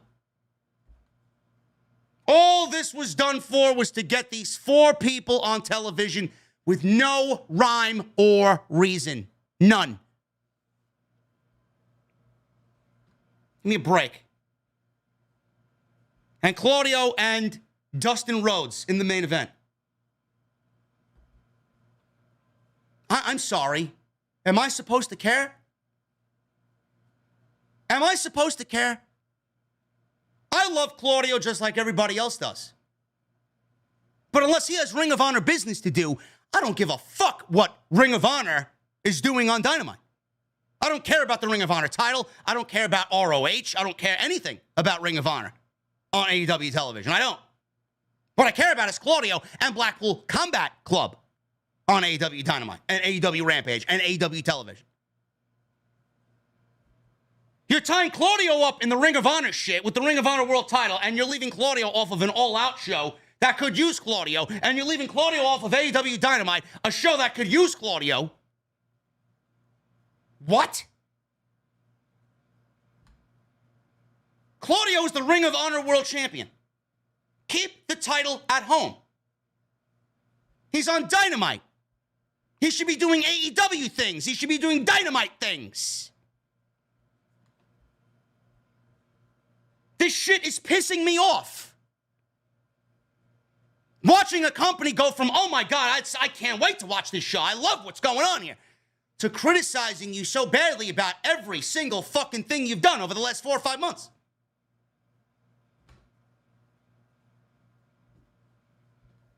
Everything coming out of Forbidden Door, I don't think there's been one thing that really sit well with anybody. Coming out of the Forbidden Door pay-per-view, it's been since then. Nothing really has felt right. Probably even before that. Maybe going into Double or Nothing? Maybe. Revolution was one of their best shows of the year. Revolution is probably their best show of the year. Double or Nothing was good, long, but good. Forbidden Door was great. Everything coming out of Forbidden Door has been fucking haphazardly booked. I don't know. I don't know what's going on. It's sad. It really is. It's sad. How I have nothing here. I got notes written about tonight's Rampage show, barely. I got no bullet points, nothing. All this shit, it's called off the script for a reason. This is shit that I have noticed on a week-to-week basis about AEW television. Rampage doesn't feel like a must-see show. I mean, they give you the fucking entrances on YouTube, for Christ's sakes. Why? Did we need a 1-minute Will Hobbs match? Did we? You can't give me a proper presentation on Rampage with entrances for a trios tournament match, but we got to get a 1-minute squash from Will Hobbs. And a feud with fucking 2.0 and Hook. Why?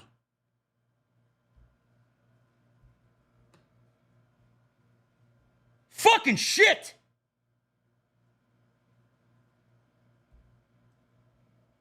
AEW, there's something wrong. Whether it's Cody leaving, or if it has anything to do with Cody going to WWE, I don't know why that would be the one thing bringing AEW down and it not being the same.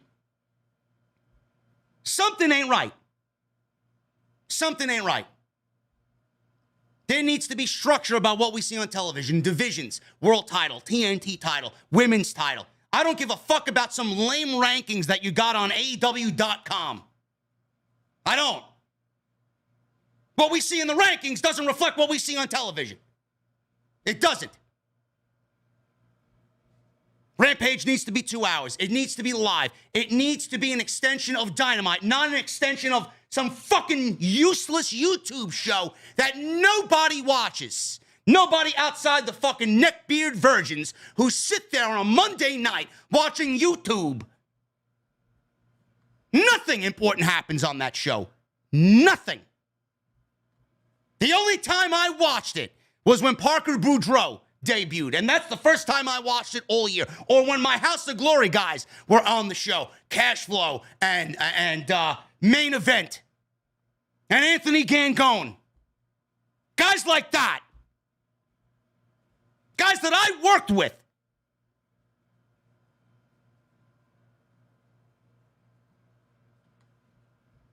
I don't know what needs to be done, bro. I really don't. Tony Khan needs to get a writing team together. He does. He needs a writing team. He needs he needs a round table. He needs the Knights of the Round Table to write this show for him and him be the guy that says yes or no and then give his input when necessary. Tony Khan cannot write this show, produce this show, and do everything about this show on his own. It is now showing. It is showing, and it's not good.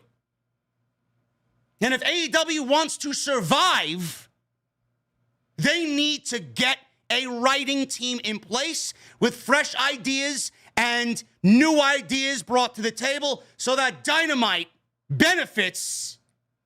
Because if Triple H, we haven't even, the sad thing is, Triple H has not even started. You haven't even seen the dragon's teeth yet.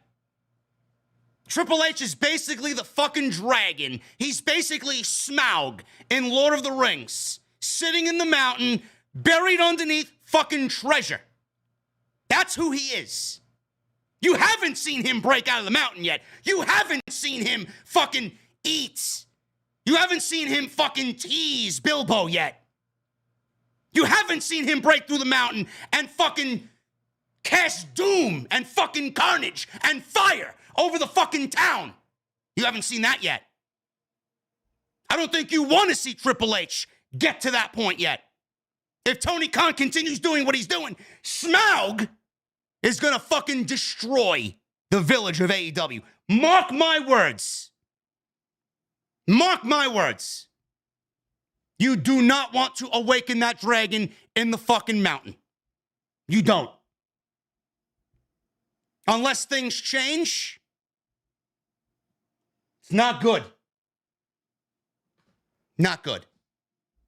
And I know TK knows about Lord of the Rings. They fucking show it every week on goddamn TNT. He knows exactly what the fuck that analogy means. And I say this out of love. I say this out of passion. I say this out of hope. You got too many talented people there. Way too many talented people. With all the knowledge and the brains and the fucking veteran presence you have backstage, with that women's division you have, and how neglected it is, and the champion that's been neglected because of political bullshit. Half-ass stories. TNT champion, not on television. Hyping up something on Wednesday to get 3 minutes. Hyping up against something with Punk, we get 20 seconds. I don't know. I owe AEW a lot. AEW has grown my audience a lot. I got the number one AEW live podcast every single Wednesday. There's no one even close to what we do on Wednesday. Jesse and I. We have loved the majority of what AEW's done. I've loved the growth we've seen from AEW. But if this is the direction that they're going, I can't be on board with that. And I have to start calling shit out when I see it. Otherwise, nothing will change. Why do you think I ranted and raved for 7 years about WWE television? Because I wanted, more so than anybody, when everybody was fucking sitting down and they tucked their tails between their fucking pussies, I sat here every fucking week complaining about what was right and what was wrong with the show, mostly wrong with the show, and what needed to be done to make it right. And every single fucking thing that I said was a goddamn problem. And you know what? Every one of those things is now being fixed. So for amateur, fan-made mark podcasts like this, motherfucker, I'm pretty damn fucking good at what I do. I know what's right and I know what's wrong. I've been watching wrestling since I was 4 years old, man. I may have gray in my beard, but that doesn't make me some fucking old man on here or yelling in front of a goddamn fucking camera. We all care about the same fucking thing at the end of the day. We want this show to be better. We want the WWE to be better, and now it's better with Vince McMahon gone. Tony Khan apparently has gone backwards ever since Triple H got hired. Back. You feeling the heat? I know you're feeling the heat. I know you're a numbers guy. I know you see WWE's numbers. I know you see Grand Slam not sold out yet, where last year it was sold out before I could blink. All Out's not sold out. You still got another 3,000 tickets to sell for All Out. Why is that? Why is that? Because your show is not up to standard. You set a very high standard for yourself, and now you're not achieving that. So you got to give us hot shot booking. You got to give us little things here and there to fucking show off how you get a 1 million rating on Wednesday. Yeah, we'll give you a world title match. It's not going to get it done. How many people did you piss off? How many more people did you piss off instead of making happy on Wednesday? I know TK's a numbers guy. I know he sees all the fucking numbers. I know he sees how hot WWE is. I know he sees that AEW is down. They're not down tremendously, but they're down. Ratings are down. Ticket sales are down. Audience interest is down. Why? Why? It's all in the booking. I said this about WWE for 7 fucking years. When fucking check marks on Twitter fucking blasted me for being negative, I said, you put on a better fucking show, people are gonna pay money to see this shit live. 6 weeks ago, 7 weeks ago, 8 weeks ago, Monday Night Raw couldn't draw a dime. 1.5 rating. They weren't selling out Monday Night Raw. Now everything you look at, everything WWE does, sell out, sell out, sell out, sell out, sell out. WrestleMania sold out fucking 12 months away, WrestleMania. Why? Because they're putting on better television. I don't want AEW to fall back into that fucking trap. I don't. Like Owen Hart says, you want to have a fucking memorial tournament about Owen Hart. Enough is enough. It's time for a change. Take a step back, fucking put the goddamn pen down, and let a writing team aid you in writing this show. You can tell Tony Khan is writing this show because half the fucking talent that needs to be on this show goes missing for about 6 fucking weeks. Only then he remembers that he's got them there. Get the pen in somebody's hand. A group of them. Fucking bullshit, man.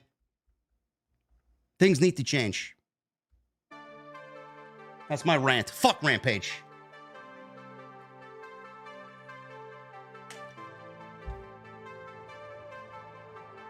If I never get invited back to a fucking media scrum, this will be the fucking reason why. Tough love, man.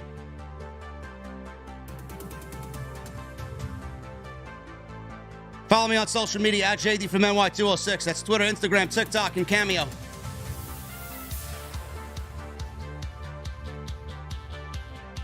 I didn't even talk about Triple H rumored to change the titles. I gotta change the title of this fucking stream.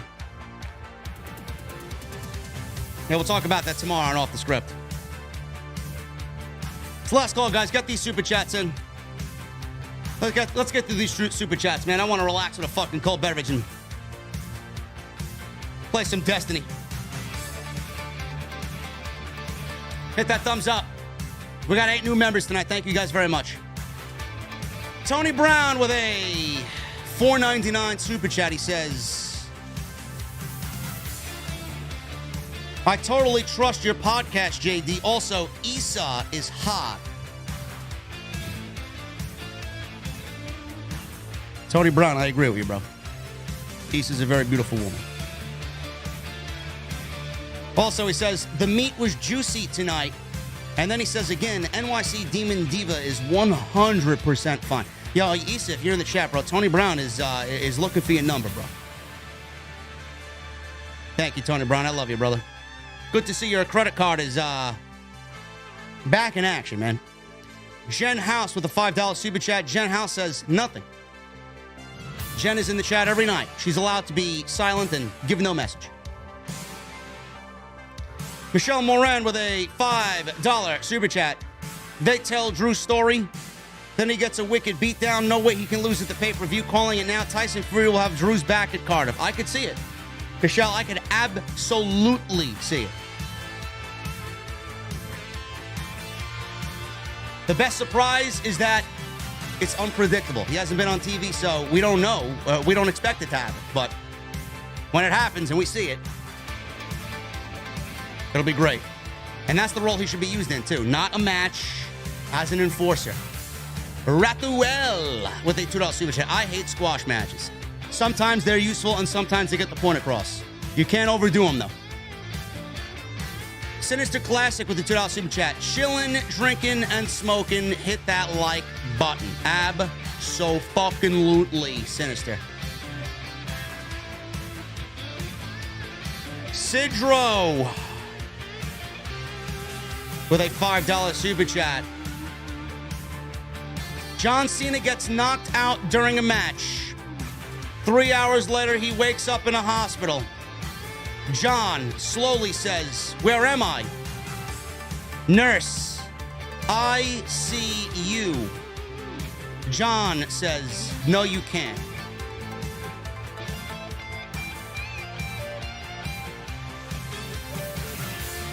That one was all right, Sidro. Not your best, bro.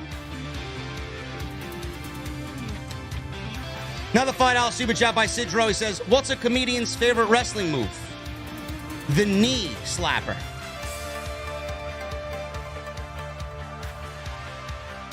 That's all right. It's all right, bro. You've had better, Sidro. You've had better. John Lamey with a $20 super chat. He leaves me a super emoji con that says OP. It looks like a rhino with a missile on his head and a robotic arm. Bro, what is this? I appreciate the 20, bro, but what is that? Sidro with a $5 super chat. Why were Gene Okerlund's pants always so angry? Because they were mean jeans. See, that one was good. That one was good. And then Sidro with a final 5 and joke here. How many Impact Wrestling fans does it take to screw in a light bulb? I feel like I'm going to like this one. A, both of them. You see, that's a good one, Sidro. That's a good one, bro. That was a good one. That was your best one tonight, bro. Easy. Danny Burgos with a $5 super chat. My son loves your show. So do I. You're the greatest of all podcasts. Throw a shout out to my son. Danny Burgos, shout out to you and your son. Thank you guys for watching the podcast. I appreciate you, and you're both VIPs. Thank you, man. Cheers.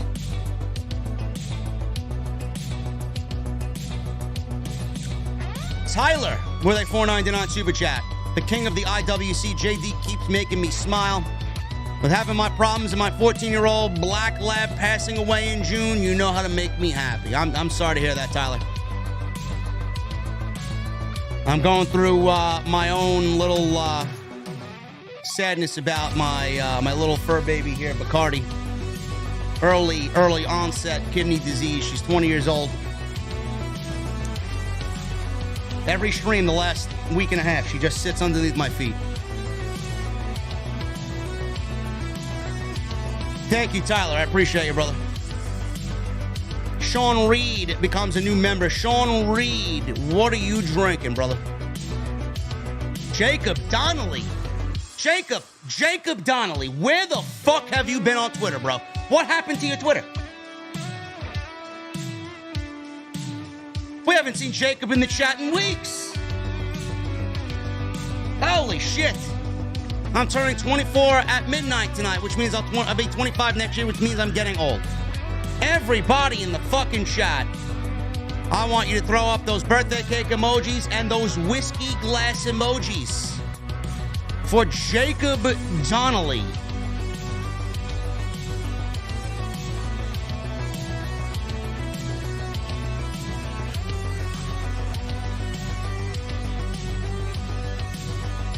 NBA Youngboy fan with a $1.99 super chat. Disco Inferno is a clown.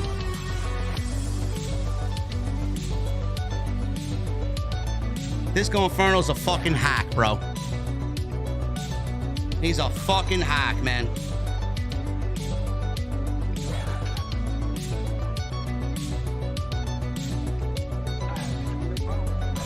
All right, the Braves won against the Cardinals tonight, man. 11-4. Nice. Can't stand the St. Louis Cardinals, man. Captain Solo, $5 super chat. A mediocre Triple H SmackDown is still better than a Vince McMahon SmackDown. Absolutely. Where is John Morrison signed to, and will we ever see him back in WWE? I don't know, man. I don't think he signed anywhere. I'd love to see him in HOG.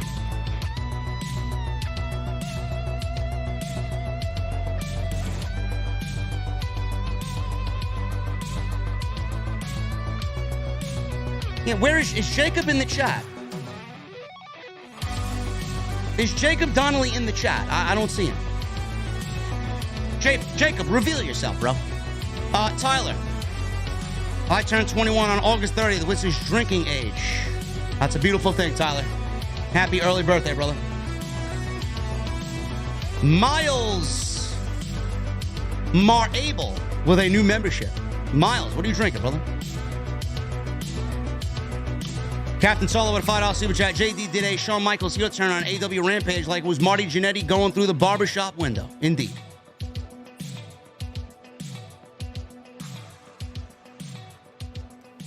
Normac Smith with a $5 super chat. Hey, JD, good to see you. Did you peep the elbow guard on Corbin?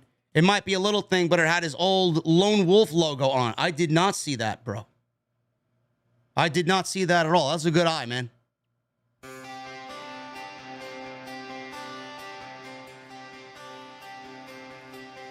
Sidro with a $5 super chat.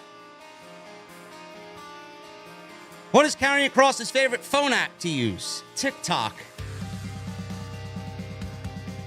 That one was too easy, Sidro. That one was too easy, bro. Danny Burgos with a new membership. Thank you, Danny Burgos. What are you drinking tonight, man? Captain Solo with a $5 super chat. If you could put together a Mount Rushmore of women's wrestlers, who would it be? Could be any era, past or present.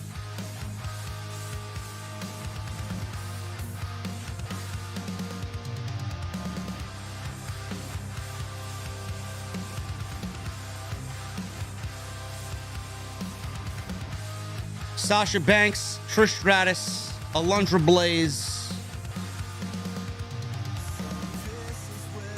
And I'd probably say Bayley. Can't put Sasha on there without putting Bayley on there. They have the most influential women's match of all time. Jake Miller with a new membership. Jake, what are you drinking, brother? Thank you so much, man. JDC Biggins with a 99-cent super chat. It leaves me a 100 emoji.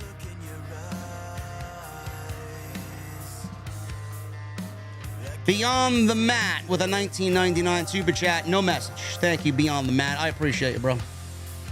Saints 2025 with a new membership. Saints, what are you drinking, brother?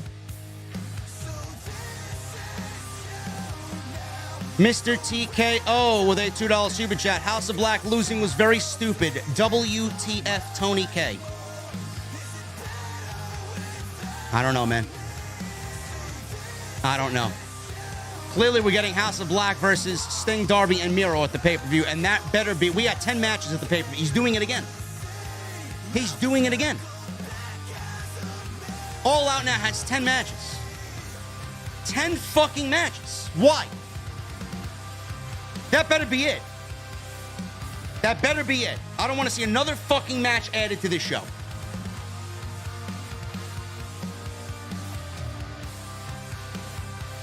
Beyond the Mat with another $19.99 super chat. Asuka and Bliss should have gotten a second chance since they actually won a match.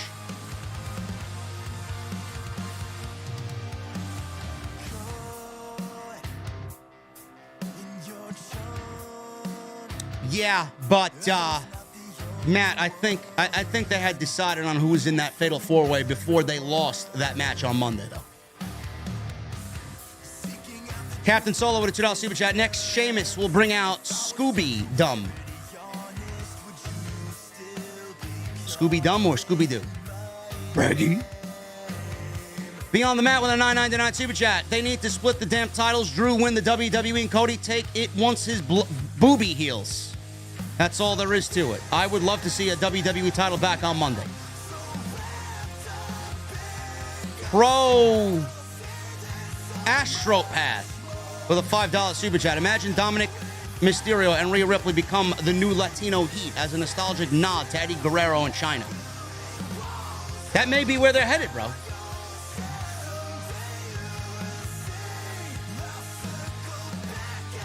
But I don't think that's going to work because Dominic has no fucking charisma. DeMarcus Vaughn with a $2 super chat. No Liv Morgan tonight. Wow. You ain't getting a complaint out of me. I like the way Liv looks. Never mind her fucking wrestling ability. I could look at Liv Morgan all day long. Blurred the Nerd with a $2 super chat. SmackDown was a double taping. Next week is fire. Good. Next week is a loaded show. The Real CJ with a new membership. CJ, what are you drinking, brother? Thank you so much, man. Hula Grim with a $5 ×2.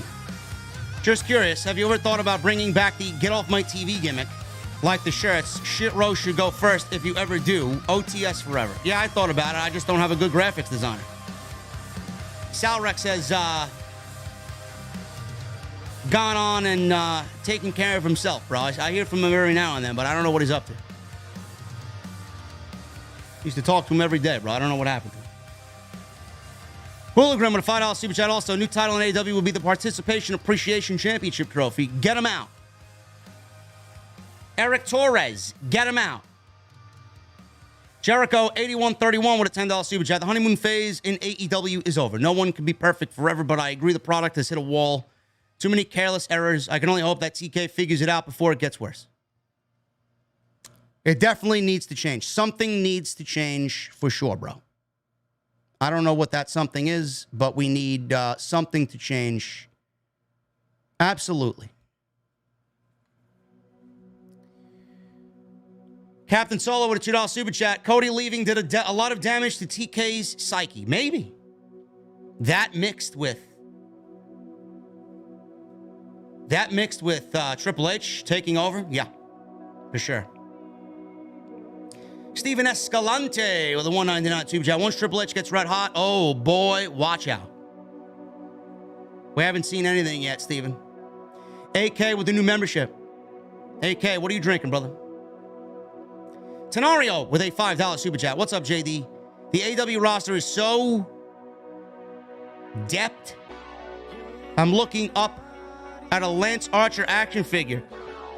Or so deep, you mean? I'm looking up at a Lance Archer action figure in my closet and honestly forgot he was still employed. Well, he was in the G1, so he was over in Japan. So I don't know what the process is there. He competed there. I don't know what the time frame is that he's got to quarantine now. I don't know. But yes, he's still employed. Brylan Williams with a 3-month recommitment. Thank you, Brylan. I'm getting late 2000s WCW vibes from AEW. They need to wake the fuck up. They do. They absolutely do.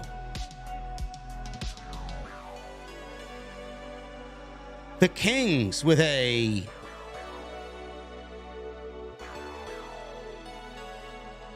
$4.99 super chat.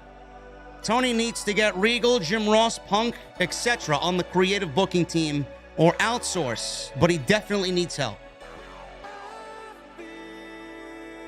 Would like the name of this song, Nick Page. I'll give it to you, bro. This is Dr. Disrespect, and it's called Eclipse.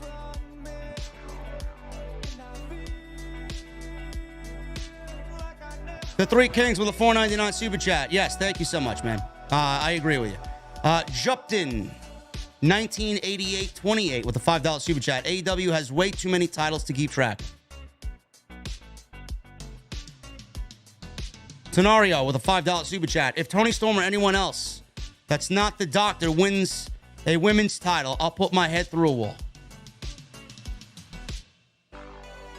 Britt Baker should not win the title. If Britt Baker wins that title,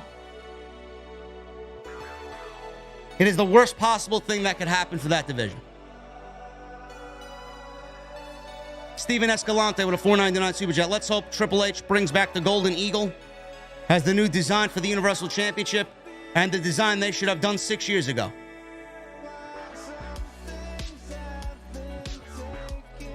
I'd love a redone Golden Eagle, bro. I really would. When Cody wins the title, that's the title he should have. The Quiet Storm with the $2 super chat. Thank you for keeping it real about AEW. OTS for life. Thank you, Quiet Storm. I appreciate it, man. I say things like that because I care, out of love. Drage with a 20 in Australia, mate. Hey, JD, big fan from Australia. Love your podcast. Drage, thank you so much, brother. We got a lot of fans in Australia, man. Altar Boy John with a $9.99 super chat. He was so deep in prayer, he forgot to leave a message. Thank you, Altar Boy. Stu Sexton with a 31-month membership. Stu Sexton, that gold microphone next to your name is looking pretty fucking sweet, bro. Standing ovation tonight, JD. That rant was fire. Enjoy your night. See you tomorrow. Stu, love you, brother. Stu, by the time I get the new emotes and the new badges, bro, you'll be on your way to the 36th month, which is pretty fucking sweet, bro. Thank you, man. 36 and 48-month membership. Badges coming. The Kings with a 2-month membership. JD inspired me to go buy the Proof Black Walnut cocktail syrup. Bro, the Black Walnut is so fucking good, bro. It's an old-fashioned syrup, though. It's not a regular cocktail syrup. It's an old-fashioned syrup. It's got bitters and sugar in it. They got a pumpkin spice one, bro. I just seen it on Amazon. They just put it back on sale on Amazon. I gotta get the pumpkin spice one for the season, man. Before you know it, it'll be fucking Halloween. Patrick Palmer with the 2-month membership. I'm also in the same minority. Can you tag the rant to TK? I don't want to tag TK in anything, man. Knowing him will get fucking sensitive and block me. I don't want to be blocked. He knows I care. Furious Nation with a $10 super chat. What's up, JD? Absolute fire and passionate rant on AEW. Also proud to be watching OTS for 6 years now. Cheers. Thank you, Furious. I appreciate you, brother. Tenorio with a $5 super chat. One more chat, JD. The 6th man on Dynamite this week got 5 stars. It was great. Will Ospreay is absolutely inhuman. Red Raven Rucker. Thank you, bro. Red Raven Rucker with a $1.99 super chat. I love your passion, JG. I love what you do. Thank you, Red Rucker. Michael Liege with a $5 super chat. When Cody left, AEW started going downhill. They lost his veteran leadership and knowledge of the business. Tony made a mistake by not keeping him. Tony didn't make a mistake. Cody didn't want to be there. Cody wanted to be somewhere else.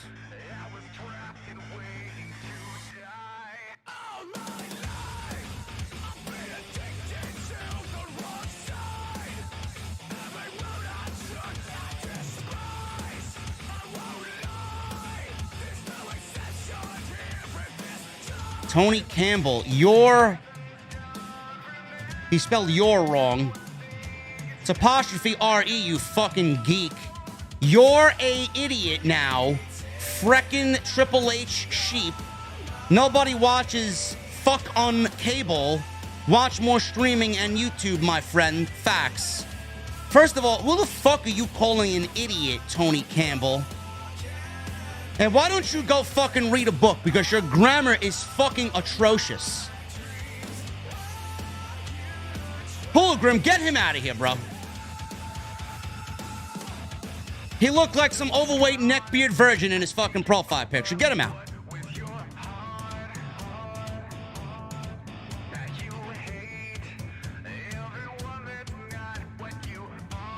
Jake823 with a $5 super chat.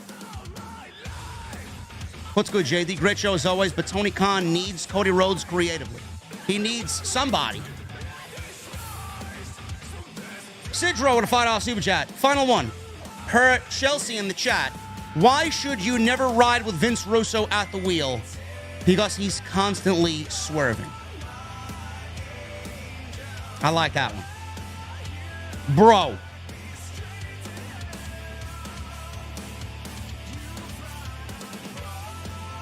Furious Nation with a $25 super chat. Also, Disco Inferno is a clown and a grade A comedian, man. And did you read the report not too long ago where Charlotte herself said she accidentally dropped the women's title during her segment with Becky Lynch? Yeah, she totally did not accidentally drop it. She dropped it purposely. That was all done on purpose. Give me a break. Beyond the Mat with a $19.99 super chat. And yes, Furious, Disco is a fucking clown, bro. He's a hack. He's a has-been. Beyond the Mat with a $19.99 super chat. Oh, excuse me. The Maximum Male Models spray paint looked like my office whiteboard. The Maximum Male models need to be DFA'd.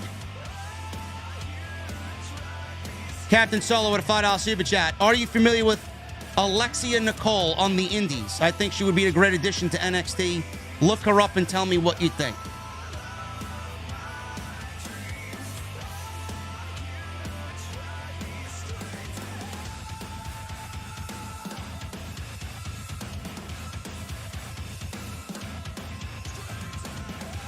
How old is she? Alexia Nicole.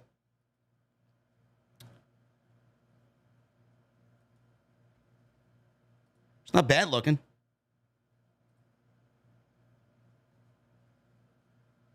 Kind of resembles my ex after her. Jesus Christ. Let me click this shit off. It's not bad looking. How old is she? Beyond the Mat with a $4.99 super chat. I appreciate you, bro. My cat just died, man. I hope yours is all right. I'm sorry to hear that, bro. I'm sorry to hear that, man. I may not be here if anything like that happens to my cat, man. It's gonna take me a while to get my bearings back together. Furious with a $10 super chat. Thank you, Furious. In your opinion, what if AEW is doing keeps up? Could you see people from AEW being unhappy and wanting to leave? Yes, I could. The mistreatment of Thunder Rosa is basically pushing her into Triple H's arms. You don't think Triple H is looking at a Thunder Rosa contract coming up and not signing her? He's going to give her whatever he wants or whatever she wants. Come on. Things need to change in AEW before it's too late. A writing team for AEW is a must. And Michael Liege with a $5 super chat. Jade is still very good friends with Cody and Brandy, and I heard Triple H wants her very badly. Could you imagine what he could do with her? Bro, anybody in Triple H's grasp is going to be a good addition to the show. And they will be taken care of creatively, no doubt about it. Guys, I'm getting out of here, man. I want to play a little Destiny and then get to bed. I got a busy day tomorrow. I got to be on point this weekend. Do a little shopping tomorrow. Go live tomorrow night. Sunday, we got Hog on Fight TV. You guys can join me and Solid Monster live on Fight TV. Make sure you guys order High Intensity, House of Glory.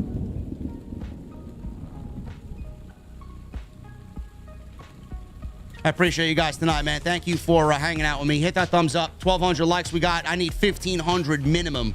So if you guys are in the chat and have not hit the thumbs up, man, I would greatly appreciate it. Hit that subscribe button down below. Turn on the bell for all notifications.